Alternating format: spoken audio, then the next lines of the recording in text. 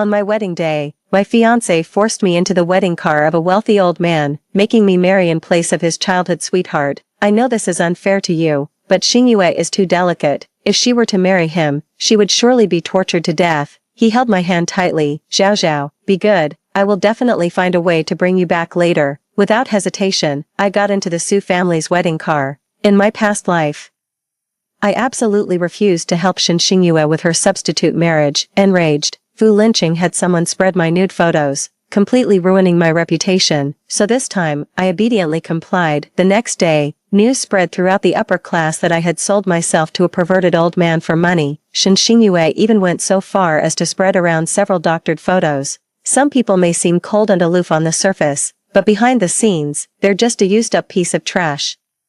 But that same afternoon, Fu Linqing personally stepped in to clear all the rumors about me, and in front of tens of thousands of witnesses, he proposed to me. Zhao Zhao, this time I won't miss you again. Seeing that I agreed to marry in place of Shen Xingyue, the displeasure in Fu Linqing's eyes immediately vanished. He took my hand and looked at me with feigned affection. Zhao Zhao, don't worry. I won't really let that old pervert Wu Xian bully you. After your wedding, all you need to do is find a way to the back door of the Wu family villa, and I'll have someone there to meet you. I suppressed the anger and sarcasm in my heart with great effort, speaking coldly. No need. Aren't you about to discuss a very important collaboration with the Wu Corporation? Fu Linqing couldn't bear to give up the partnership, nor could he bear to let go of Shen Xingyue, so he wanted to sacrifice me, his fiancée of 5 years. Hearing this, Fu Linqing's eyes revealed a look of gratitude. Zhao Zhao, I knew you were the most understanding. Rest assured, once the project is successfully signed, I will definitely find a way to save you from Wu Xian's grasp. By then, I will give you a grand wedding all over again.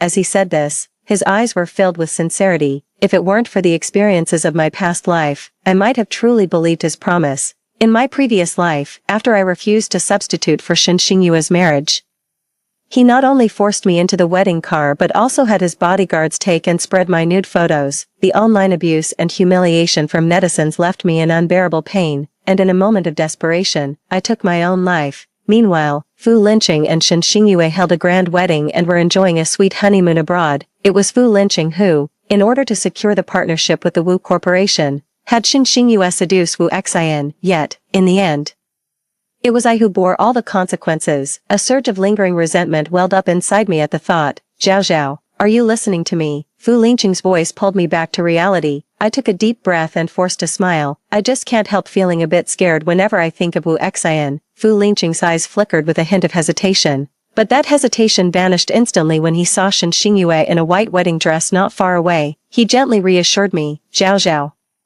don't be afraid, the person I love most will always be you, and the position of Mrs. Fu will only ever be yours. Hearing his solemn promises, I curled my lips into a sarcastic smile. Tired of the man's pretentious act, I turned and walked directly toward the wedding car parked outside. Fu Linqing followed closely behind me, as if I were truly his bride. I knew that since Shen Xingyue returned, the person he wanted to marry was no longer me. The wedding car arrived at the Wu family villa, and I was informed by the Wu family butler that Wu Xian had urgent matters to attend to, so the wedding was postponed. I wasn't surprised at all, because the wedding was postponed in my previous life as well. So, the driver brought me back to the villa I shared with Fu Linqing. The moment I opened the door, I realized that the villa I had personally decorated had completely changed. My favorite sofa, curtains, and rugs had all been replaced with pink lace versions.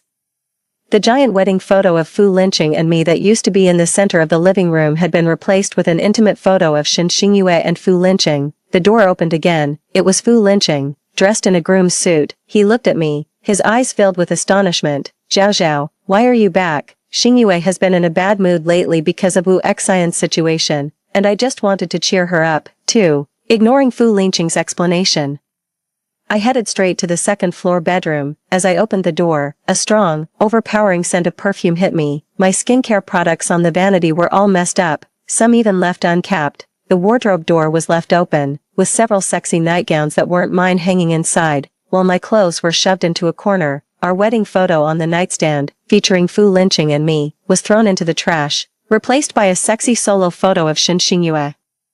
I turned around and coldly stared at Fu Linqing, who was following behind me. Shen Xingyue moved into my bedroom, and you even allowed her to touch my things freely, Fu Linqing hurriedly explained. Xingyue wasn't satisfied with the decoration of the guest room, so she temporarily moved in, but rest assured, I moved to the guest room after she moved in, and Xingyue and forget it, I cut him off directly. Anyway, I'm moving out soon.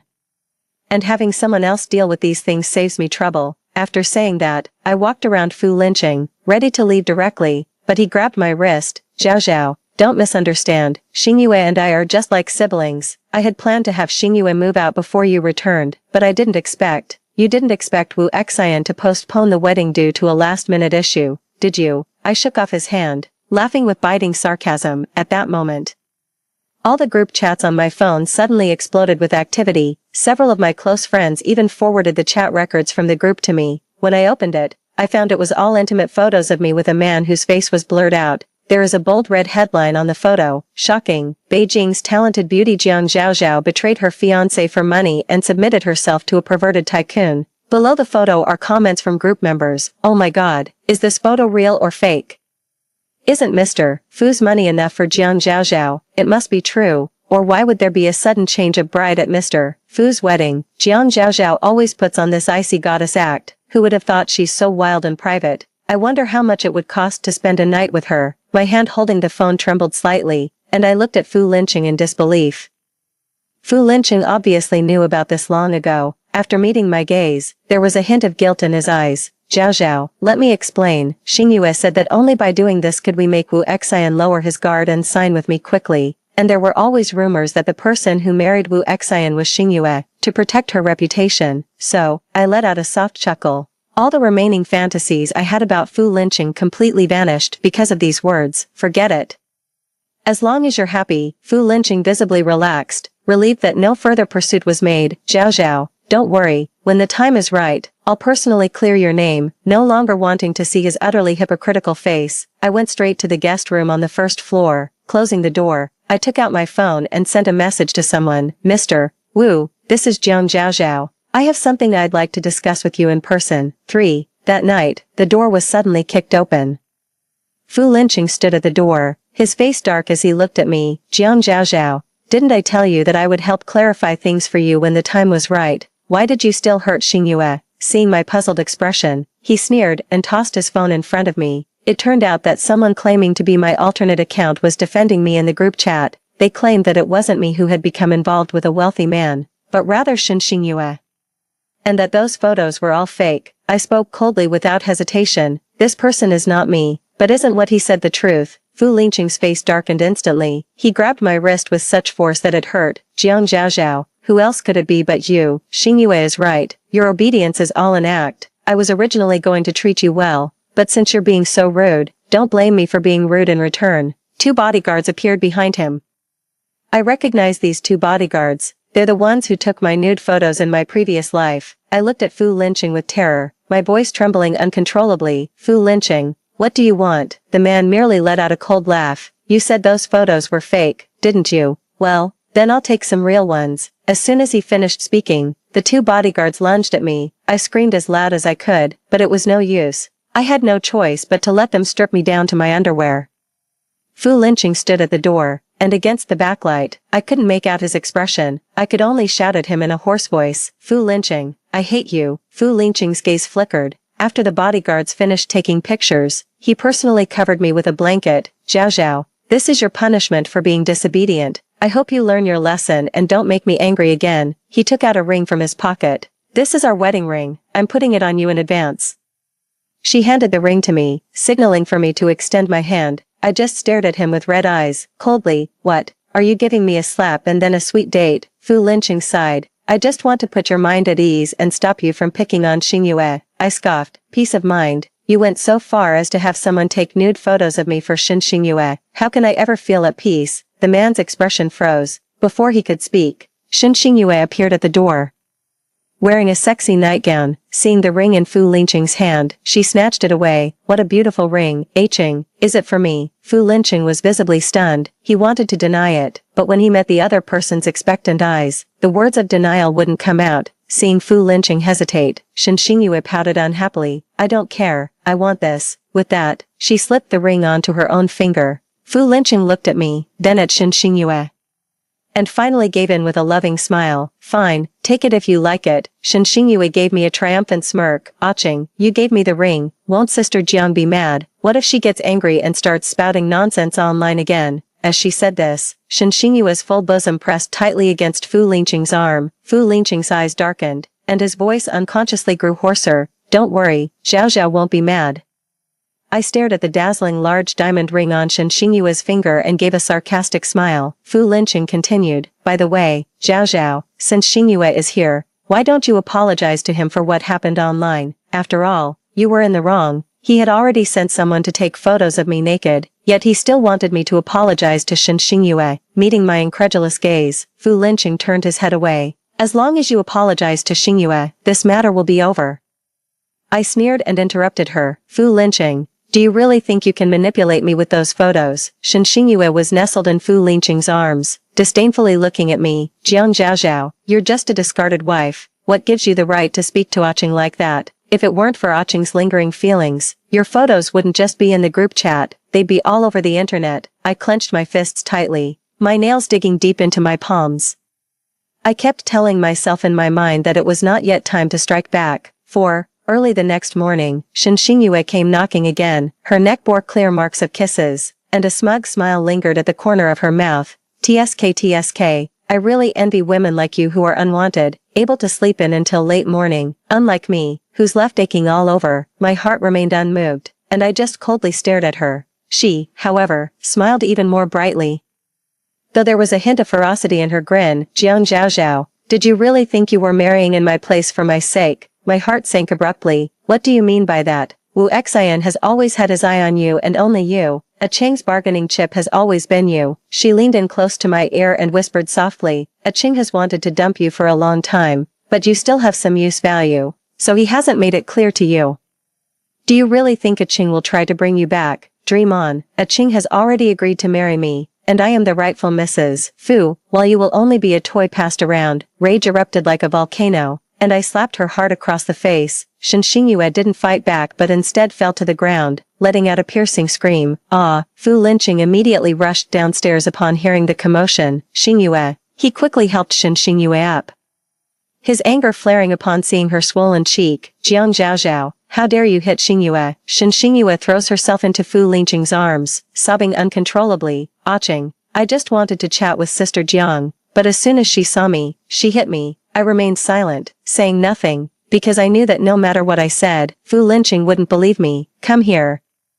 Tie her up. The bodyguards immediately stepped forward upon hearing the order, roughly forcing me to the ground and binding my hands with rope. I didn't struggle, just glared at the man in front of me with red eyes. Shen Xingyue was just a cover. From the beginning, you planned for me to marry Wu Xian, didn't you? His expression changed slightly, but he quickly regained his cold demeanor. So what if it is? It's your fortune to be noticed by someone. With that, he crouched down and forcefully gripped my chin. Have I not told you not to bully Xingyue? Why can't you ever learn? If that's the case, I'll make you pay 10 times the price. If it happens again, it'll be 100 times. After saying that, he slapped me 10 times with full force. My mouth corner was split open, and both cheeks were swollen and numb. Even so, Fu Lingqing still felt unsatisfied. With a look of disgust, he handed me back to the bodyguards. Send her to the Wu family villa, and upload all those photos taken yesterday to the internet. I wanted to speak, but couldn't utter a single word. Finally,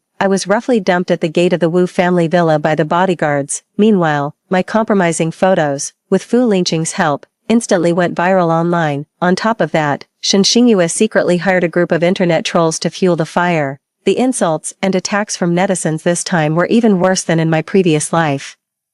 Just as everyone thought I was ruined, all the photos of me disappeared within minutes. At this moment, the official Weibo account of the Wu Group also issued a statement regarding the false photos and rumors about our president's wife on the internet. Our company will pursue legal action to the end. 5. As soon as the Wu Group's statement was released, it once again caused a huge uproar online. The Wu Group has personally come out to refute the rumors, so those photos must be fake. I heard the Wu Group's CEO is old, ugly, and perverted. It's such a pity that Jiang Zhaozhao married such a man. What's there to feel sorry about? Just look at the market value of the Wu Group. If it were you, could you guarantee you wouldn't marry into it? Fu Lingqing's face darkened immediately as he read this Weibo post from the Wu Group. He never expected that Wu Xian would personally step in to clear my name. Something occurred to him, and he quickly pulled out his phone to call Wu Xian. The call was only answered just before it was about to disconnect automatically. Fu Lingqing asked cautiously, "Mr. Wu, about those things online." Before he could finish speaking, a cold laugh came from Wu Xian on the phone. "Mr. Fu, you really have some nerve. You dare to touch my people." As he said this, Wu Xian was sitting by my hospital bed, peeling an apple for me. To be honest, looking at the strikingly handsome man in front of me, I simply couldn't reconcile him with the rumors of the old perverted Mr. Wu, but I knew for sure, he was Wu Xian. In my previous life, just before I died, this man's eyes were bloodshot as he jumped into the sea, desperate to save me. In the end, he drowned with me in the vast ocean. I wonder what Fu Lingqing was saying on the other end of the phone. Before he finished peeling the apple, he had already hung up the phone. Watching him carefully cut the apple into small pieces and feed them to me personally, I choked out his name, Wu Xian. It wasn't until the night before last when I got in touch with him that I found out he had also been reborn. After gently coaxing me to eat the apple, he pulled me into his embrace. "Zhao Zhao, don't be afraid, I won't let anyone who has hurt you off the hook." No sooner had the words left his mouth than his phone rang again. This time, he directly turned on the speaker. Fu Lingqing's voice came clearly through the phone. "Mr. Wu, this must be a misunderstanding. I didn't have those photos of Jiang Zhaozhao spread online. After all, she was my ex-girlfriend." Wu Xian let out a cold laugh. "Ex-girlfriend? I remember Mr. Fu clearly stating before that Zhaozhao was just your bed partner. When you sold Zhaozhao to me, I clearly told you that she was already mine, and you were not to touch her. Yet not only did you allow others to smear her online, but you also laid hands on her." Fu Lingqing was completely panicked, his voice trembling. "Mr. Wu, please let me explain. It's not what it looks like." Wu Xian snorted coldly. "What else could it be?" Fu Lingqing quickly explained. "It's because Jiang Zhaozhao is too disobedient. I just wanted to teach her a lesson. I did this in the hope that she would be more obedient when she goes to your place, Mr. Wu, so you wouldn't have to worry." Wu Xian gave a wry smile. "Is that so? Then I suppose I should thank Mr. Fu." No, not at all. It's just, Mr. Wu. Xingyue said that as long as I deliver Jiang Zhaozhao to you, our contract. Wu Xian let out a soft chuckle. "It seems that Xingyue, the one Mr. Fu sent to seduce me, didn't tell you the truth." Fu Lingqing's voice paused. "What do you mean?" "The point is, I've never met this Miss Xingyue you're talking about. The one who's been in contact with her all along is just one of my subordinates, Mr. Fu. As for the contract, sorry Mr. Fu, but I've already signed with another company." There was a brief silence on the phone, but soon, Fu Lingqing's furious roar came through. "Wu Xian, how dare you play me? Where is Jiang Zhaozhao? Give her back to me." Hearing this, I finally couldn't help but speak up. "Fu Lingqing, you really treat me like a commodity in your hands. Want to give away, want to take back. I'm telling you, those 10 slaps you gave me, I'll make sure to get my revenge." 6. After that day, Fu Lingqing started bombarding me with calls and messages. I found it annoying, so I blocked all his contact methods, but he kept harassing me with different numbers. At first, he tried to keep up the act of being a devoted lover to deceive me. After seeing no reaction from me, his true nature gradually emerged. "Jiang Zhaozhao, do you think you can rest easy just by hooking up with Wu Xian? Let me tell you, he's just playing with you, and sooner or later, he'll dump you, Zhaozhao. I'm giving you one last chance. As long as you come back to me now, I can forgive everything that happened these past few days. Otherwise, don't blame me for being harsh." Wu Xian, upon learning that Fu Lingqing had been incessantly texting me, decided to cancel and reissue all my contact information. My world has finally regained its peace. That day, Fu Lingqing hit me with all his might. For a moment, I thought my face might be permanently disfigured, but after the doctor's meticulous treatment, not a single scar remained. Wu Xian's hand gently caressed my smooth skin, but the pain in his eyes remained unchanged. "I'm sorry, Zhaozhao. If only I had been reborn earlier, you wouldn't have had to suffer so much." I smiled and held his hand, speaking softly. "Xin, you don't need to apologize. This has nothing to do with you. Besides, it's just 10 slaps. Compared to the pain of my previous life, this is nothing." At this point, I raised my eyes to meet his. "In my previous life, I wronged you. But in this one, we finally didn't miss each other. In my previous life, under the joint slander of Fu Lingqing and Xingyue, I became the leading lady of the Scandalgate incident. I was cyberbullied by netizens, enduring their insults and curses. My parents also fell ill suddenly because of my situation and passed away. This plunged me even deeper into despair. At that time, I believed the rumors outside and mistakenly thought that Wu Xian was really an ugly and perverted old man. So not only did I refuse to meet him, but I also remained indifferent to his advances. One late night, I secretly went to the beach alone and decided to end my life by jumping into the sea. Just as I jumped into the ocean, I saw a handsome man running towards me like a madman. He then jumped into the sea right behind me. In the freezing cold water, the man held me tightly with all his strength. His voice was hoarse to the point of being unrecognizable, yet it was unusually clear. Zhao Zhao, I'm sorry, I came too late. I've avenged you. Fu Lingqing's company won't last much longer. I've also cleared up those photos online for you, but I was still too slow, and I still couldn't save you. His voice trembled with regret, but it's okay, even if it means dying, I'll be with you. Just remember, Zhao Zhao, my name is Wu Xian. I'm the little beggar you saved when you were 10. This life we missed each other, but in the next, I'll find you before Fu Lingqing does, and I'll protect you, keeping you safe from any harm. Zhao Zhao, I love you so much. The sound of the waves drowned out his confession. In my last moment of fading consciousness, I truly regretted it. Perhaps heaven sensed my strong desire and gave me a chance to make amends. Zhao Zhao, what's wrong? Why are you suddenly crying? Wu Xian's anxious voice rang in my ears. I raised my hand to my face and realized I had been crying without even noticing. Seeing the worried handsome face of the man in front of me, I buried my head in his chest. It's okay, just reminiscing about the past. Wu Xian thought I was recalling being beaten by Fu Lingqing. He held me tightly, his eyes swirling with a terrifying storm. I will make those who bullied you pay. I stepped back from his embrace, speaking seriously. Xian, it's not worth getting your hands dirty for someone like that. I just want you to be well. Wu Xian chuckled softly. Don't worry, I won't do anything illegal. I'll seek justice for my Zhao Zhao through proper means. He paused for a moment before continuing, his tone revealing his emotions. In our past lives, it was all because of them that you were driven to despair. This debt, no matter what, must be repaid in full and with interest. I leaned my head on his shoulder and softly comforted him. Xian, it's all in the past. Everything is over. In this lifetime, we will definitely be able to be together well. 7. Wu Xian always keeps his word. After I recovered and was discharged from the hospital, he created a lot of trouble for Fu Lingqing's company both openly and behind the scenes. I originally thought that this way, Fu Lingqing should have no time to come and cause trouble for me again. To my surprise, just 3 days later, Fu Lingqing suddenly took to the internet to debunk the rumors and photos about me. Moreover, he personally exposed Shen Xingyue, one of the masterminds behind the scenes. However, he completely distanced himself from any involvement. As for this, I can only feel disdain. I can't help but question my own judgment back then. How could I have fallen for such a scumbag? Not only that, but he showed up at my door that very night. Through the surveillance screen, I saw him standing outside in a very formal suit, holding a large bouquet of bright red roses. Her face wore a warm and familiar smile. I've only seen such a smile before Shen Xingyue returned to the country. Ever since Shen Xingyue came back, all his attention has been focused on her. I have no idea what he means by coming to see me like this today.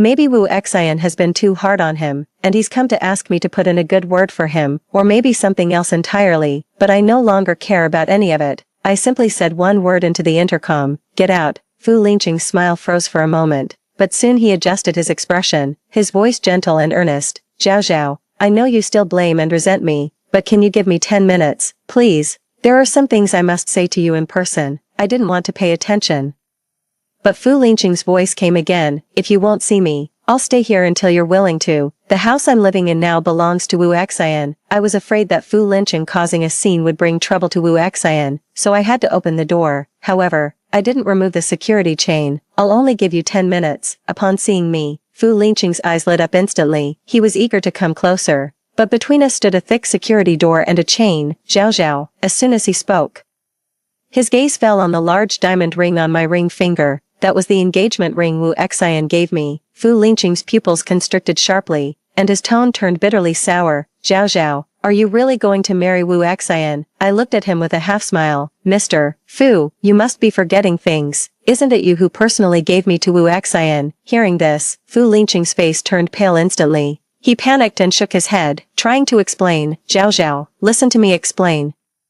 I truly never intended to give you to another man. It was all a temporary solution. What a temporary solution. I let out a cold laugh. Your temporary solution was to sell me for your own benefit, and your ultimate temporary solution was to slap me 10 times for Xinxingyue, Fu Lynching. If you had the guts to admit your shameless actions, I might have respected you a bit more, but it turns out you're just a selfish, despicable, and cowardly hypocrite. I thought that by saying this, Fu Lynching would definitely fly into a rage, but his eyes were filled with regret, and his tone was frantic beyond words. Zhao Zhao, I'm sorry, I was wrong, I really know I was wrong. His voice trembled slightly, as if he truly regretted his actions, but my heart remained unmoved. In my previous life, he also begged me tearfully to help Xinxingyue by taking her place in the marriage, seeing that I never gave in. He still treated me so cruelly, seeing my indifference.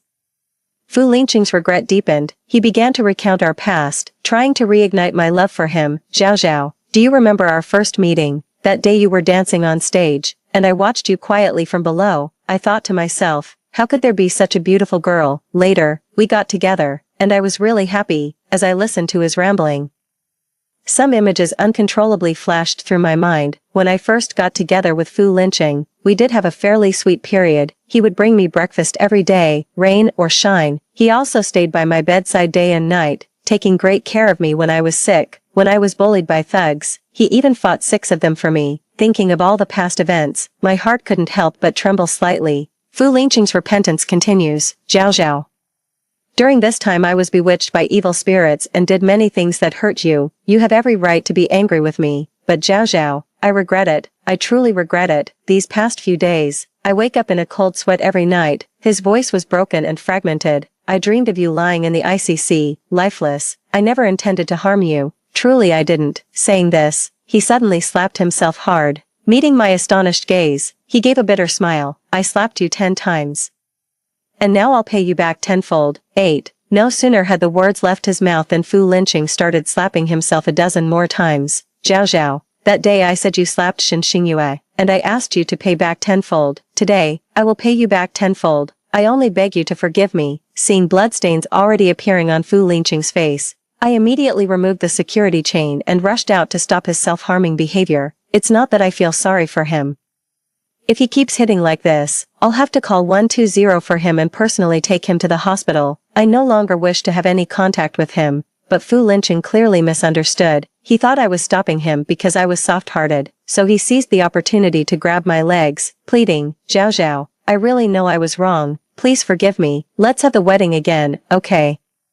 He also took out the diamond ring that was originally meant for me but was eventually snatched away by Xinxingyue. Look, I've got the ring back. Let's just put everything back to how it was, okay? The sincerity in Fu Lingqing's eyes seemed genuine, but I no longer have any feelings of love for him, so my voice remained icy and piercing. I won't take back a dirty ring, and I won't take back a dirty person either, Fu Lynching. When you decided to sell me for profit, there was no longer any possibility between us. 10 minutes are up. Please leave. Fu Lingqing's face turned pale in an instant, but before he could continue, Xinxingyue suddenly appeared. Her eyes were filled with venom, glaring furiously at me. Jiang Zhao Zhao, you shameless bitch. Even after Ah Qing begged you like that, you still dared to push your luck. You. She was about to say something more, but Fu Lynching cut her off sharply. Shut up. Who told you to come here? Get the hell out of here now. Xinxingyue's eyes suddenly reddened, her tone even more. Ah Qing, you're actually yelling at me for that cheap woman. Slap. A slap cut off her scream. Fu Lingqing's eyes as he looked at Xinxingyue were filled not with love, but with intense hatred. If it weren't for you, how would Zhao Zhao and I have ended up like this? If Zhao Zhao doesn't forgive me, I won't let you off either. After saying that, he turned to look at me, his face full of pleading. Zhao Zhao, it was all because of this wretch's instigation that I did so many wrong things. As long as you forgive me, I can slap her 100 times to vent your anger. Xinxingyue was nearly driven to the brink of collapse upon hearing this. Fu Lynching, it was you who said you couldn't let go of me, and it was you who said you were tired of me. Before she could finish, Fu Lynching roughly covered her mouth. Shut up. If you dare speak nonsense in front of Zhao Zhao again, I'll tear your mouth apart. Xinxingyue angrily reached out to grab Fu Lynching. Fu Lynching, you orchestrated all of this yourself. Now that things have been exposed, you want to pin everything on me alone. Let me tell you, no way. When Mr. Wu demanded that you give up Jiang Zhao Zhao in order to agree to the partnership, you agreed without a moment's hesitation. You also didn't want Jiang Zhaozhao to see your true self, which is why you came up with the idea of a substitute marriage. 9. Fu Linqing was desperate to stop Shen Xingyue from continuing, but the more he threatened and intimidated, the more Shen Xingyue spoke. I became more and more alarmed as I listened. I always knew Fu Linqing was cheating on me. I used to think Shen Xingyue was behind all of this. It was her who seduced Fu Linqing, and it was her who persuaded him to treat me this way. It wasn't until today that I realized Fu Linqing was the one pulling all the strings. My gaze at Fu Linqing turned even colder. At that moment, applause and cheers erupted at the doorway. What a spectacle. I wonder how long Mr. Fu's company would last if the conversation between Mr. Fu and Miss Shen just now were to be posted online. Wu Xian fiddled with the recording pen in his hand as he spoke nonchalantly. Fu Linqing immediately let go of Shen Xingyue upon hearing the sound. Mr. Wu, this woman is out of her mind. Everything she just said was nonsense. Wu Xian's face wore a faint smile, but his tone was extremely dark. Whether Miss Shen has lost her mind is not something Fu Linqing alone gets to decide. Fu Linqing, you've hurt my wife so deeply. Do you really think slapping yourself a few times and then finding a scapegoat will make me forgive you? Realizing Wu Xian wouldn't let him off easily, Fu Linqing decided to throw caution to the wind. Wu Xian, what are you pretending to be now? In the end, it was all you're doing behind the scenes. You deliberately set a trap for me to fall into. I admit I did a lot of harm to Zhao Zhao, but how innocent can you be? Wu Xian chuckled and admitted frankly, I set this up to test how deep your feelings for Zhao Zhao really are. Little did I know, I just casually mentioned it to the vice president, and even after you found out the other party was an old pervert, you didn't even hesitate. Directly selling off your own wife. Fu Linqing, you're truly disgusting. After saying that, Wu Xian had the security guards escort the two people at the door away, then took my hand and led me into the house. After their figures completely disappeared, I couldn't help but look at Wu Xian and say, Xian, I think Fu Linqing might have also been reborn. Wu Xian frowned slightly at the news, but soon relaxed again. His voice was soft, yet it effortlessly calmed my anxious heart. No matter if he has been reborn or not, this life, no one will ever take you away from me. In fact, it would be better if he remembered his past life, so he can live the rest of his life in guilt and self-reproach. I nodded. Wu Xian is right. No matter if Fu Linqing has been reborn or not, the outcome of this life will not change. No one can separate me from Wu Xian. Perhaps worried that Fu Linqing would continue to harass me, Wu Xian cancelled all unnecessary meetings and spent a lot of time by my side every day. I told him not to do this, but he just gently kissed my forehead and whispered, Zhao Zhao, do you know how regretful I was in my previous life for not finding you sooner? In this lifetime, we finally have the chance to be together, and I absolutely won't allow any accidents to happen while you're by my side. I sensed the hidden anxiety in his words, so I let him have his way. Several times I woke up in the middle of the night, only to find myself tightly held in his arms, his lips murmuring my name. I know he's afraid of losing me, so as long as it makes him feel at ease, I'm willing to do anything. 10. Fu Linqing came to see me a few more times, but each time he was stopped by the security guards at the entrance of the community. Not giving up, he could only wait patiently at the community gate, but I still haven't even seen my own shadow, because to avoid him, I hardly step out of the door at all. At night, Wu Xian held me in his arms, his chin resting on my shoulder.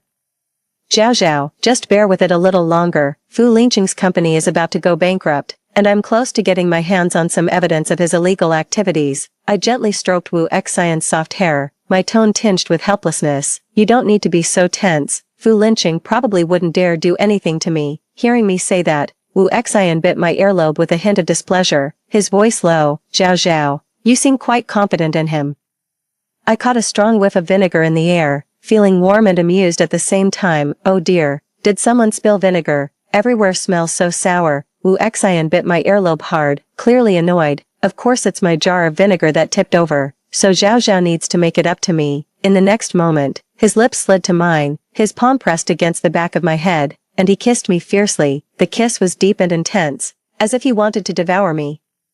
Only when I was gasping for breath and collapsed in his arms did he release my lips. Zhao Zhao, I love you, let's get married soon, I can't wait any longer. After speaking, he kissed her again. Half a month later, the Fu Group declared bankruptcy. Meanwhile, Fu Linqing was found to have engaged in tax evasion and fraud, and was taken away for investigation on the day of the bankruptcy. Shen Xingyue was sued for defamation by Wu Xian's legal team for spreading false information online. and was eventually sentenced to 3 years in prison. Shin Xingyue was dissatisfied with the outcome and decided to spill everything. She claimed that everything was orchestrated by Fu Linqing, and she was also a victim. Upon hearing her accusations, Fu Linqing immediately presented evidence of Shin Xingyue hiring internet trolls to slander me. The spectacle of them turning on each other became a topic of conversation among netizens. No matter how much they stir things up, they can't escape the fate of going to jail. I no longer care much about this outcome, because I have started wholeheartedly preparing for my wedding with Wu Xian. After Wu Xian's true identity was exposed online, all the previous false rumors about him were dispelled. I suddenly became the envy of everyone in the upper echelons of Beijing society. Many people say I have good fortune. By a twist of fate, I ended up marrying Wu Xian, who is 100 times more outstanding than Fu Linqing. My good fortune is indeed real, but fate playing tricks is indeed a lie. From the moment we both were reborn, our lives became intertwined. In our previous life, Wu Xian and I missed each other for a lifetime. This time, we can finally be happily together. Story 2. I've been married to Shin Mabai for 30 years, and everyone knows that he's a wife-spoiled madman. He has loved me for decades, with deep affection. But when he learned of Song Tingwan's death, he jumped off the 18th floor. His friend said, "Sister-in-law, let Mabai be buried with Tingwan. Mabai has loved Tingwan for 35 years, but he was forced to marry you out of guilt and was separated from his lover." The child we adopted for 18 years also said, "Mom, this is Dad's last wish. Let's fulfill Dad's wish." When I opened my eyes again, I saw Shin Mabai, who had accidentally killed someone while standing up for Song Tingwan. I silently called the police. This time, he can tread the sewing machine by himself. I turned around and took the hand of the man who had protected me all my life. Wen Yen, let's go home. 1. On the 30th anniversary of my marriage to Shin Mabai was sitting in front of the TV, concentrating on the entertainment news he liked the most, listening to the media report on the TV. Movie star Song Tingwan passed away at 10 o'clock this morning at the age of 55. Song Tingwan left a last word saying that the biggest regret in her life was not being able to be with the person she loved. Suddenly, the teacup slipped from Shin Mabai's hand and shattered. I was startled. When I looked up, I saw him staring blankly at the TV screen with red eyes. I followed his gaze and saw the black and white photo of a female celebrity on the TV. That face looked familiar, but I couldn't remember where I had seen it for a moment. I called him softly and reached out to hold his hand. "Mabai." He suddenly shook me off as if he had touched something dirty. "Don't touch me." I stood there in a daze, looking at my pushed-away hand, at a loss. After 30 years of marriage, Shin Mabai had never treated me like this. Everyone knows that he is a well-known wife-spoiled madman, and he has loved me for decades with deep affection. During dinner, although there was a faint smile on his face, there was a deep sense of dejection hidden in the eyes that I had been looking at for 30 years. I tried to comfort him again, but he avoided me. In the late night, he changed into the old shirt that had been washed until it turned white, but he was reluctant to throw away, and went out without saying a word. I was worried and followed him. I found that he went to the rooftop of our university again. It was the place he would go to whenever he was in a bad mood. Watching him standing on the rooftop, a sense of fear welled up in my heart, and I called out to him. At this moment, he suddenly turned around, and the corners of his lips slightly raised as he said, "Zhao Zhao, how many years have we been together?" I blurted out, 35 years. He lowered his head and murmured, "It turns out that I have made her wait for me for 35 years. Zhao Zhao, this time, I don't want to make her wait for me anymore." Then, in my disbelieving gaze, he jumped off the 18th floor. My scream pierced the night sky. I was so stiff that I couldn't move. 2. After Shin Mabai was cremated, I still couldn't believe that he was dead. Our adopted daughter, Shin Nianwan, found a drawer full of yellowed photos, worn-out letters, and a star hairpin in Shin Mabai's study. There was also the old pocket watch he always carried with him. When opened, there was a big head photo of him and another woman. All of them were carefully cherished and properly collected. It was full of his endless love for her. Wasn't that Shin Mabai's childhood sweetheart? In a flash of inspiration, I remembered the entertainment report that afternoon. Movie star Song Tingwan had passed away. The young faces overlapped, and Shin Nianwan, after reading it, couldn't help but wet her eyes. "Mom, this is the undying love. It's so touching. The two people who loved each other couldn't be together." At this time, the door was pushed open. It was Shin Mabai's childhood friend, Chin Shen. His eyes were red, and his voice was hoarse. "Sister-in-law, let Mabai be buried with Tingwan. Mabai has loved Tingwan for 35 years, but he was forced to marry you out of guilt. The two people who loved each other had to be separated. Now that he's dead, let him be free. he married someone he didn't love in this life and had a hard time. I was struck by lightning, and my ears were buzzing. Shin Nianwan burst into tears and pleaded, "Mom, this is Dad's last wish. Let him be with the person he loved after his death, just as Dad wished." I numbly walked back to the room and couldn't hear what they were saying behind me anymore. It turned out that the rooftop he often went to was the place where they kissed and fell in love for the first time. She said she liked him wearing a white shirt, and he loved what she liked. Since then, the clothes in his closet were all white shirts. And the shirt that had been washed until it turned white but he was reluctant to throw away was also given by her. The entertainment news channel that he never missed every day and the entertainment push on his mobile phone were all to pay attention to her whereabouts. The more I thought about it, the more terrifying the man who had slept in the same bed with me for decades was. He had hidden it so deeply that a chill ran down my spine. I wiped the tears off my face and turned back to the study.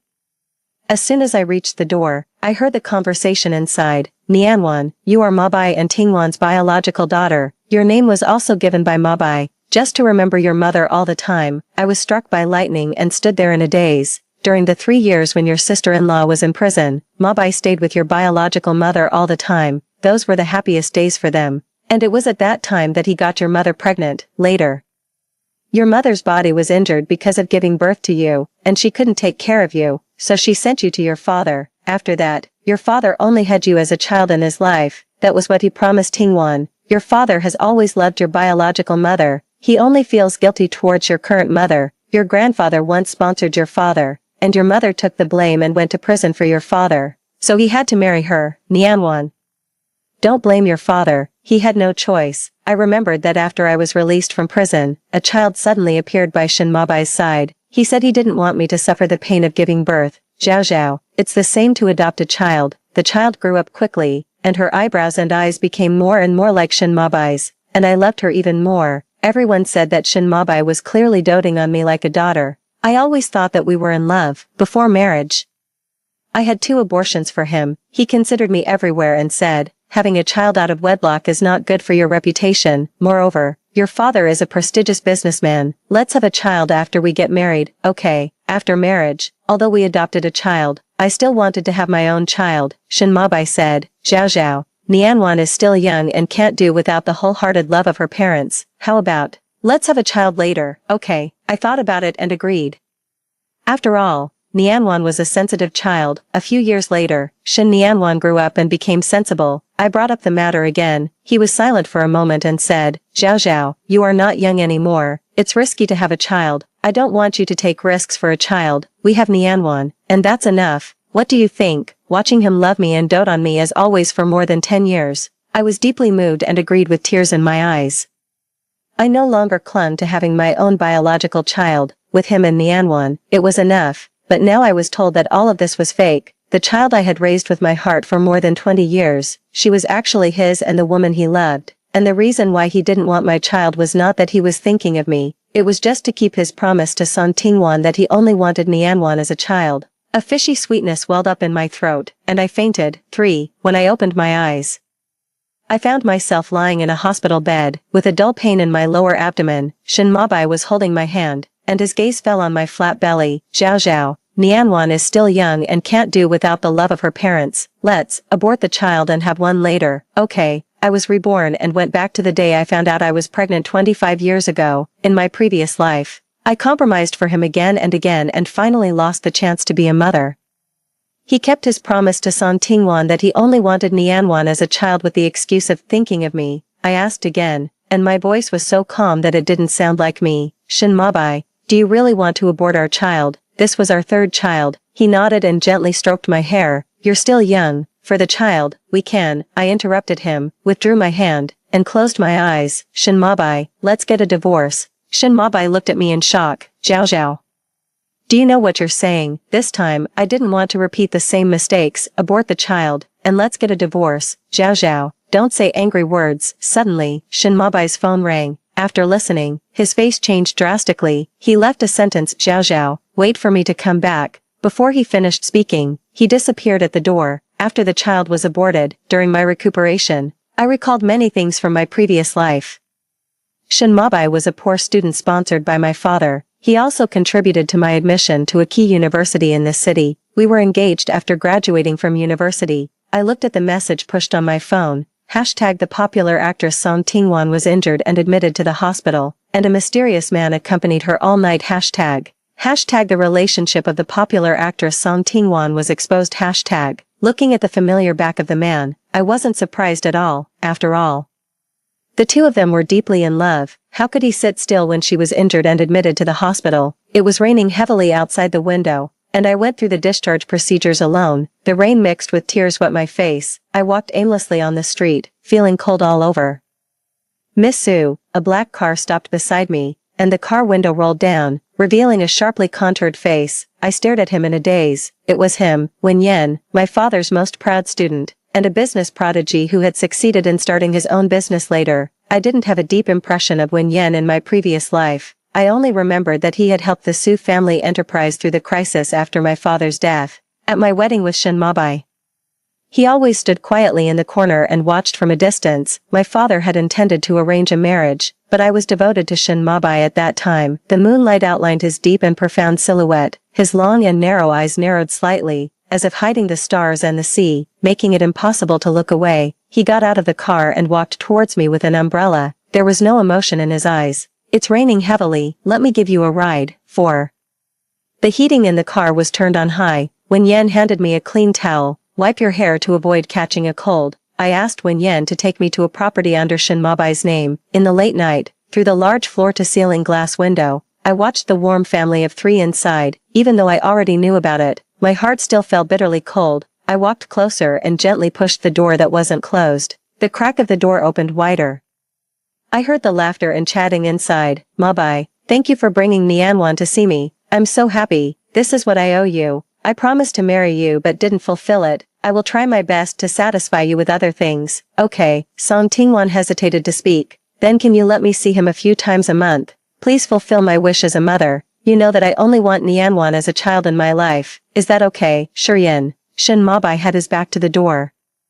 I saw that he was silent for a long time before he spoke. You are his biological mother. Of course it's okay, but I have a condition. Don't let Zhao Zhao know about this. Her father has been kind to me, although I don't love her. I will treat her well for the rest of my life. Can you understand me? A trace of paleness flashed across Song Tingwan's face. Okay, I understand. She swayed, and Shin Mabai quickly caught her. How are you? Are you okay? There was undisguised worry and anxiety in his voice. Song Tingwan fell into Shin Mabai's arms. She clutched the corner of his clothes tightly, looking pale and pitiful. Her voice was weak. Mabai, can I hear Nianwan call me mom once? Just this once. Shin Nianwan was happily playing with a new Barbie doll. Her father called her over. He asked her to call a strange aunt mom. She didn't understand and asked Shin Mabai why. Dad, I already have a mom at home. Why should I call someone else mom?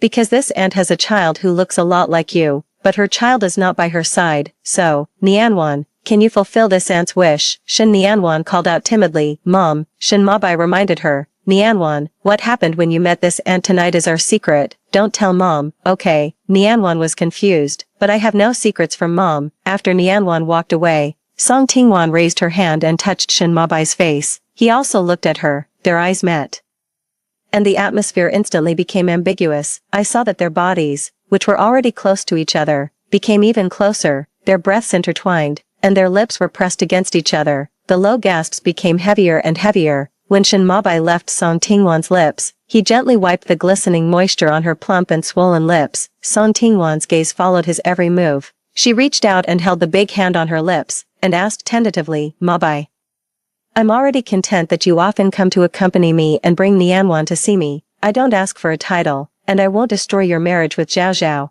As she spoke, Song Tingwan couldn't help coughing a few times. Shin Mabai looked at her, his eyes full of heartache and guilt. He hugged her in his arms as if she were a rare and fragile treasure. He looked as if he wished he could bear it for her and said eagerly, Don't take such a dangerous role in the future, even if you do.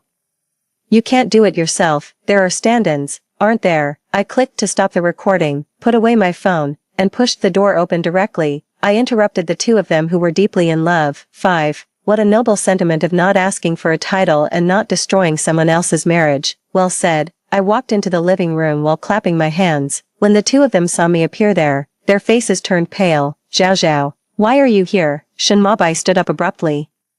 Were you following me? I said I was taking a walk and happened to see my husband having a tryst. Do you believe me? I sneered and took out the divorce agreement I had prepared from my bag. Shinmabai, I understand you. You don't have to marry me just because my father was kind to you. Today, I'll be the kind-hearted one and let you be together as a family of 3. As long as you sign this divorce agreement, we'll settle our scores. I'm too lazy to pursue the past. And I won't shortchange you on the property that belongs to you. Shinmabai stared at me in a daze, his eyes full of disbelief. Zhao Zhao, do you really want to divorce me? Yes, Shinmabai. Su Zhao Zhao, don't have to be with you. Zhao Zhao, if this is really what you want, then I'll sign. He picked up the pen and signed his name on the agreement. At that moment, my heart was completely dead. Once, my heart and eyes were all about him. And I wasted my whole life on him. Now, God has given me a chance to start over. I want to stop the losses in time. When I left with the divorce agreement, Shin Nianwan suddenly ran over and hugged my leg. Mom, are you going home? I want to go home with you too. I squatted down and looked at the child I had poured all my maternal love into. My heart was filled with mixed emotions. Nianwan, you have to be obedient and listen to your father. Is it okay to stay with him? She blinked her big eyes, overlapping with the girl who begged me to let Shinmabai be buried with Song Tingwan in her previous life. What about Mom? What should I do if I miss Mom? Holding back my tears, I gently pushed her away and closed the door. The child's crying came from behind the door, heart-wrenching. When I reached the entrance of the community, Wen Yan's car was still parked there. He stood beside the car. When he saw me come out, he immediately held an umbrella and came up to me. My voice was hoarse. Wen Yan, please send me back. Behind me, Shinmabai hugged the crying Shin Nianwan and chased after me. Zhao Zhao, can you bear to leave Nianwan? I didn't look back. Her biological mother is here, isn't she? Shinmabai's gaze fell on Wen Yan, and his face darkened. Zhao Zhao, who is he? He's my friend. I opened the car door. His voice was filled with obvious anger.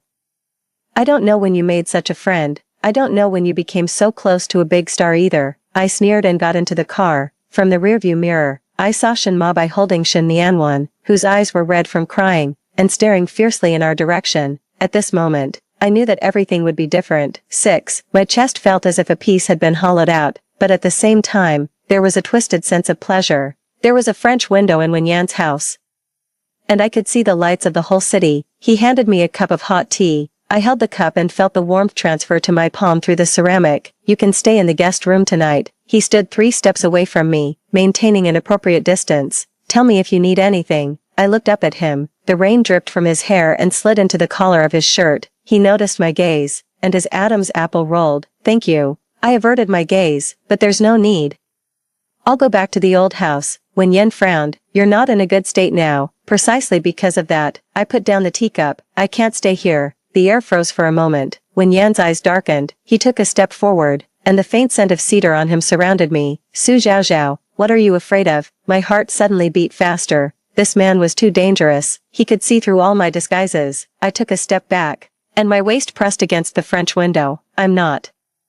Are you afraid that I'll treat you like Shinmabai did? He took another step forward, and his palm rested on the glass beside my ear. Or are you afraid of yourself? My breath became disordered. Wen Yan's body temperature came through his damp shirt, and there were still raindrops on his eyelashes. Wen Yan, I warned him. He chuckled softly, and his breath brushed against my ear. What if I said I've been waiting for this moment for many years? This sentence hit my heart like a heavy hammer. It reminded me of him in my previous life. After I died, he stood alone in front of my tombstone, softly telling the love he had hidden from me for a lifetime. You. His lips almost touched my earlobe. Su Zhao Zhao, don't push me away. Not all men are like him. I should have pushed him away, but when his lips finally came down, I somehow raised my face. This kiss was gentle and restrained, as if he was afraid of breaking a treasure. When I started to respond, Wen Yan suddenly pulled away. His voice was hoarse beyond imagination. I'll send you back. I stood there in a daze, and the warmth of his lips still remained on my lips. Why did he stop? But I didn't ask this question. Wen Yan wiped the water stains on my lips with his fingers. I'll wait until you're willing to say yes. 7. I leaned against the door and let out a long sigh of relief. My phone suddenly vibrated. It was a message from Shinmabai. Zhao Zhao, let's talk. I turned off my phone directly and walked into the bathroom. The hot water washed over my body, and my heart was in a mess because of Wen Yan's kiss. When I came out wrapped in a bathrobe, the doorbell rang. I thought Wen Yan had left something behind, so I opened the door without any precautions. Shinmabai stood outside the door, soaked through, with red eyes. I immediately tried to close the door, but he held the door frame with one hand. His voice was hoarse. Zhao Zhao, just 5 minutes. We have nothing to talk about. I had never seen Shen Mabai like this before. The always elegant and confident Shen Mabai was now like a down-and-out homeless man. He looked up at me, his eyes burning with passion. But you can't deny the 10 years we had together. Zhao Zhao, can you really let it go? I sneered. You could commit suicide from the 18th floor for Song Tingwan. Why can't I let go? Shen Mabai was shocked all over. What 18th floor? I slipped up. I changed the subject. Please leave. But he wouldn't give up. Zhao Zhao, have you dreamed of something? My heart skipped a beat. Shen Mabai stood up and suddenly pulled me closer. His body temperature was frighteningly high, and his breath was scorching hot. Let go. I had a dream, he whispered in my ear. I dreamed that I lost you and then jumped off a tall building. Zhao Zhao, it was just a dream. I froze. Had he been reborn too? It wasn't a dream. I pushed him away. It was your choice, Shen Mabai. You chose Song Tingwan. His eyes changed from pleading to a dangerous kind of persistence. What about you? Do you choose Wen Yan now? It has nothing to do with you. It does. He suddenly clasped the back of my neck and forced me to look up at him. Because I love you, Su Zhao Zhao, for 10 years, for 20 years, until the day I die, I only love you. There is no Song Tingwan. I'll make it clear to her. When I died, I realized that Tingwan was just an obsession of mine. That wasn't love. The person I love is you, Su Zhao Zhao. His lips pressed down, carrying the smell of alcohol and rain. This kiss was full of possessiveness, completely different from Wen Yan's restraint. I tried my best to push him away, but he wouldn't budge. His arm tightened, completely imprisoning me in his arms. His heart was beating frighteningly fast, and I could feel it through his soaked shirt on my chest. Zhao Zhao, his lips moved to the side of my neck. Give me a chance, just once. Just as I was about to sink in, Wen Yan's voice came from the end of the corridor. Su Zhao Zhao, 8. We both turned our heads. Wen Yan stood at the elevator entrance, holding my coat in his hand, the one I left in the car. His eyes changed from surprise to coldness, and finally returned to a terrifying calm. It seems I came at the wrong time. He walked over and handed me the coat. Your things. Shen Mabai still had his arm around my waist and looked at Wen Yan provocatively. Mister, Wen really came at the wrong time. Wen Yan's gaze fell on my face. Is this your choice? The auras of the two men surrounded me. I pushed Shen Mabai away. Shen Mabai, you can leave. Shen Mabai grabbed my wrist. Zhao Zhao. I shook him off. That's enough. Shen Mabai, your so-called love is just possessiveness of not wanting to lose something. Wen Yan took a step forward and stood between me and Shen Mabai. Mr. Shen, please respect yourself. Shen Mabai's eyes turned sinister. Do you think you've won, Wen Yan? She will always have a place for me in her heart. We've been together for 2 lifetimes. Wen Yan responded calmly. Is that so? The door closed, cutting off Shen Mabai's voice. Wen Yan's shoulders were tense, and the line of his jaw was as sharp as a knife. I whispered, sorry, I looked like a heartless woman, entangled with my ex-husband while being ambiguous with the man in front of me. He turned to look at me, his eyes complicated. Don't let him touch you next time.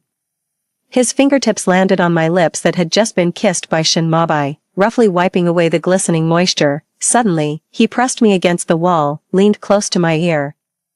And his voice was low. This is mine. Then he stepped back, regained his polite appearance, and turned to leave. 9. That day, Song Tingwan blocked me on my way home. She had no makeup on her face, and fortunately, no one recognized her. She looked strange, with an excited expression. Su Zhao Zhao, now that you have Mr. Wen, why are you still pestering Mabai? Mabai clearly loves me. Now he's pushing me away. You must be threatening him. Right, you must be using me and Nianwan to threaten him. Which is why he's ignoring us and even leaving Nianwan behind heartlessly. I was stunned. Song Tingwan, have you acted in too many soap operas? Your mind is messed up. Don't you realize that it's him who's pestering me? Song Tingwan seemed to be stimulated and immediately retorted. It's impossible. It must be you. Mabai loves me so much that he won't pester you. He loves you. He loves you. Yet he made you a mistress who couldn't see the light for so many years. Song Tingwan, wake up. I didn't want to waste time with her. When I was about to leave, she grabbed my clothes tightly. It's you. It must be you. I'm going to kill you so that I can be with Mabai forever. And no one can separate us. I didn't know when she had a sharp knife in her hand. Before I could dodge, I watched the knife swing towards me. The next second, a figure suddenly appeared and held the knife with his hand. Blood instantly overflowed from his hand. Song Tingwan, are you crazy? Shen Mabai pushed the person down forcefully. Mabai, you're here. Song Tingwan fainted after saying this. Shin Mabai looked at Song Tingwan, whose body was suddenly stained with blood, and stood there in a daze. In the previous life, in this scene, someone attacked Song Tingwan, and Shin Mabai rushed up like a madman and accidentally stabbed the person to death. I took the blame for him and said that I was the one who killed the person. In this life, the track had deviated. Song Tingwan lost the 1-month-old child in her belly. Mabai, it's my fault, I didn't protect our child. Shin Mabai stood up straight and remained silent, not knowing what he was thinking. After a long time, he finally spoke. Tingwan, I made it very clear to you before, the person I love is Zhao Zhao. I've already given you the resources you wanted, and I paid the child support for Nianwan. We have nothing to do with each other from now on. If you hurt Zhao Zhao again, I won't let you off.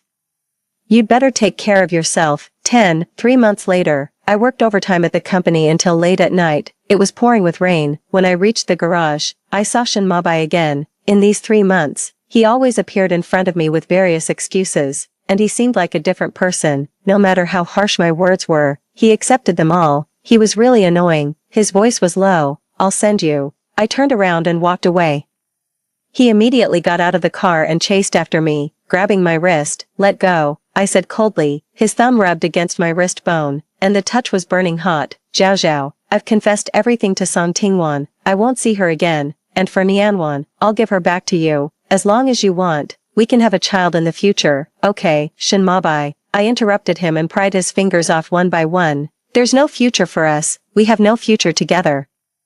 A trace of pain flashed in his eyes, and he suddenly pressed me against the glass wall. The rain dripped from his hair onto my face, intertwining with his scorching breath. What about this? He leaned in, and his lips almost touched my earlobe. Do you remember that our first time was on a rainy day like this, in the car? You were so nervous that you were shaking, and enough. I raised my hand and slapped him. At this moment, a blinding car light shone over.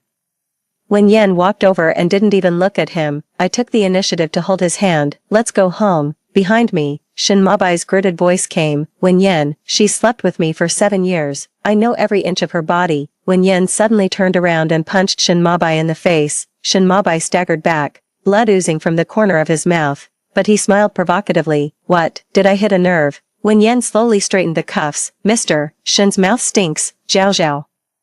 I don't believe you have no feelings for me. I know you're just angry with me, right? The car stopped in front of the villa, and the rain became even heavier. When Yen held an umbrella to escort me, the umbrella tilted entirely towards my side, soaking his right shoulder with rain. The faint scent of cedar on him lingered in the confined space under the umbrella, making my heart race. Do you want to come in and have a seat, at the door? I asked on a whim. When Yan's eyes darkened slightly.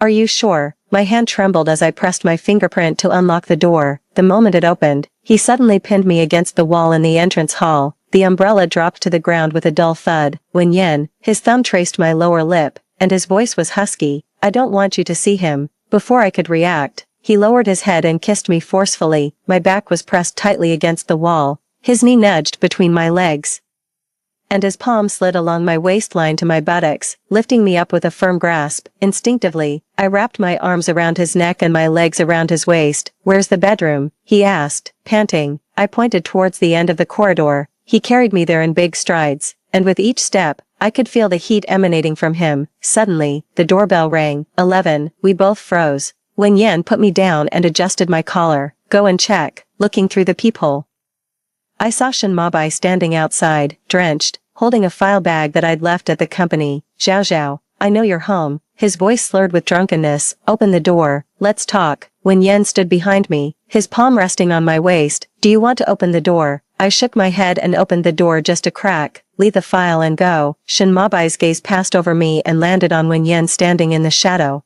His eyes instantly turned cold and fierce.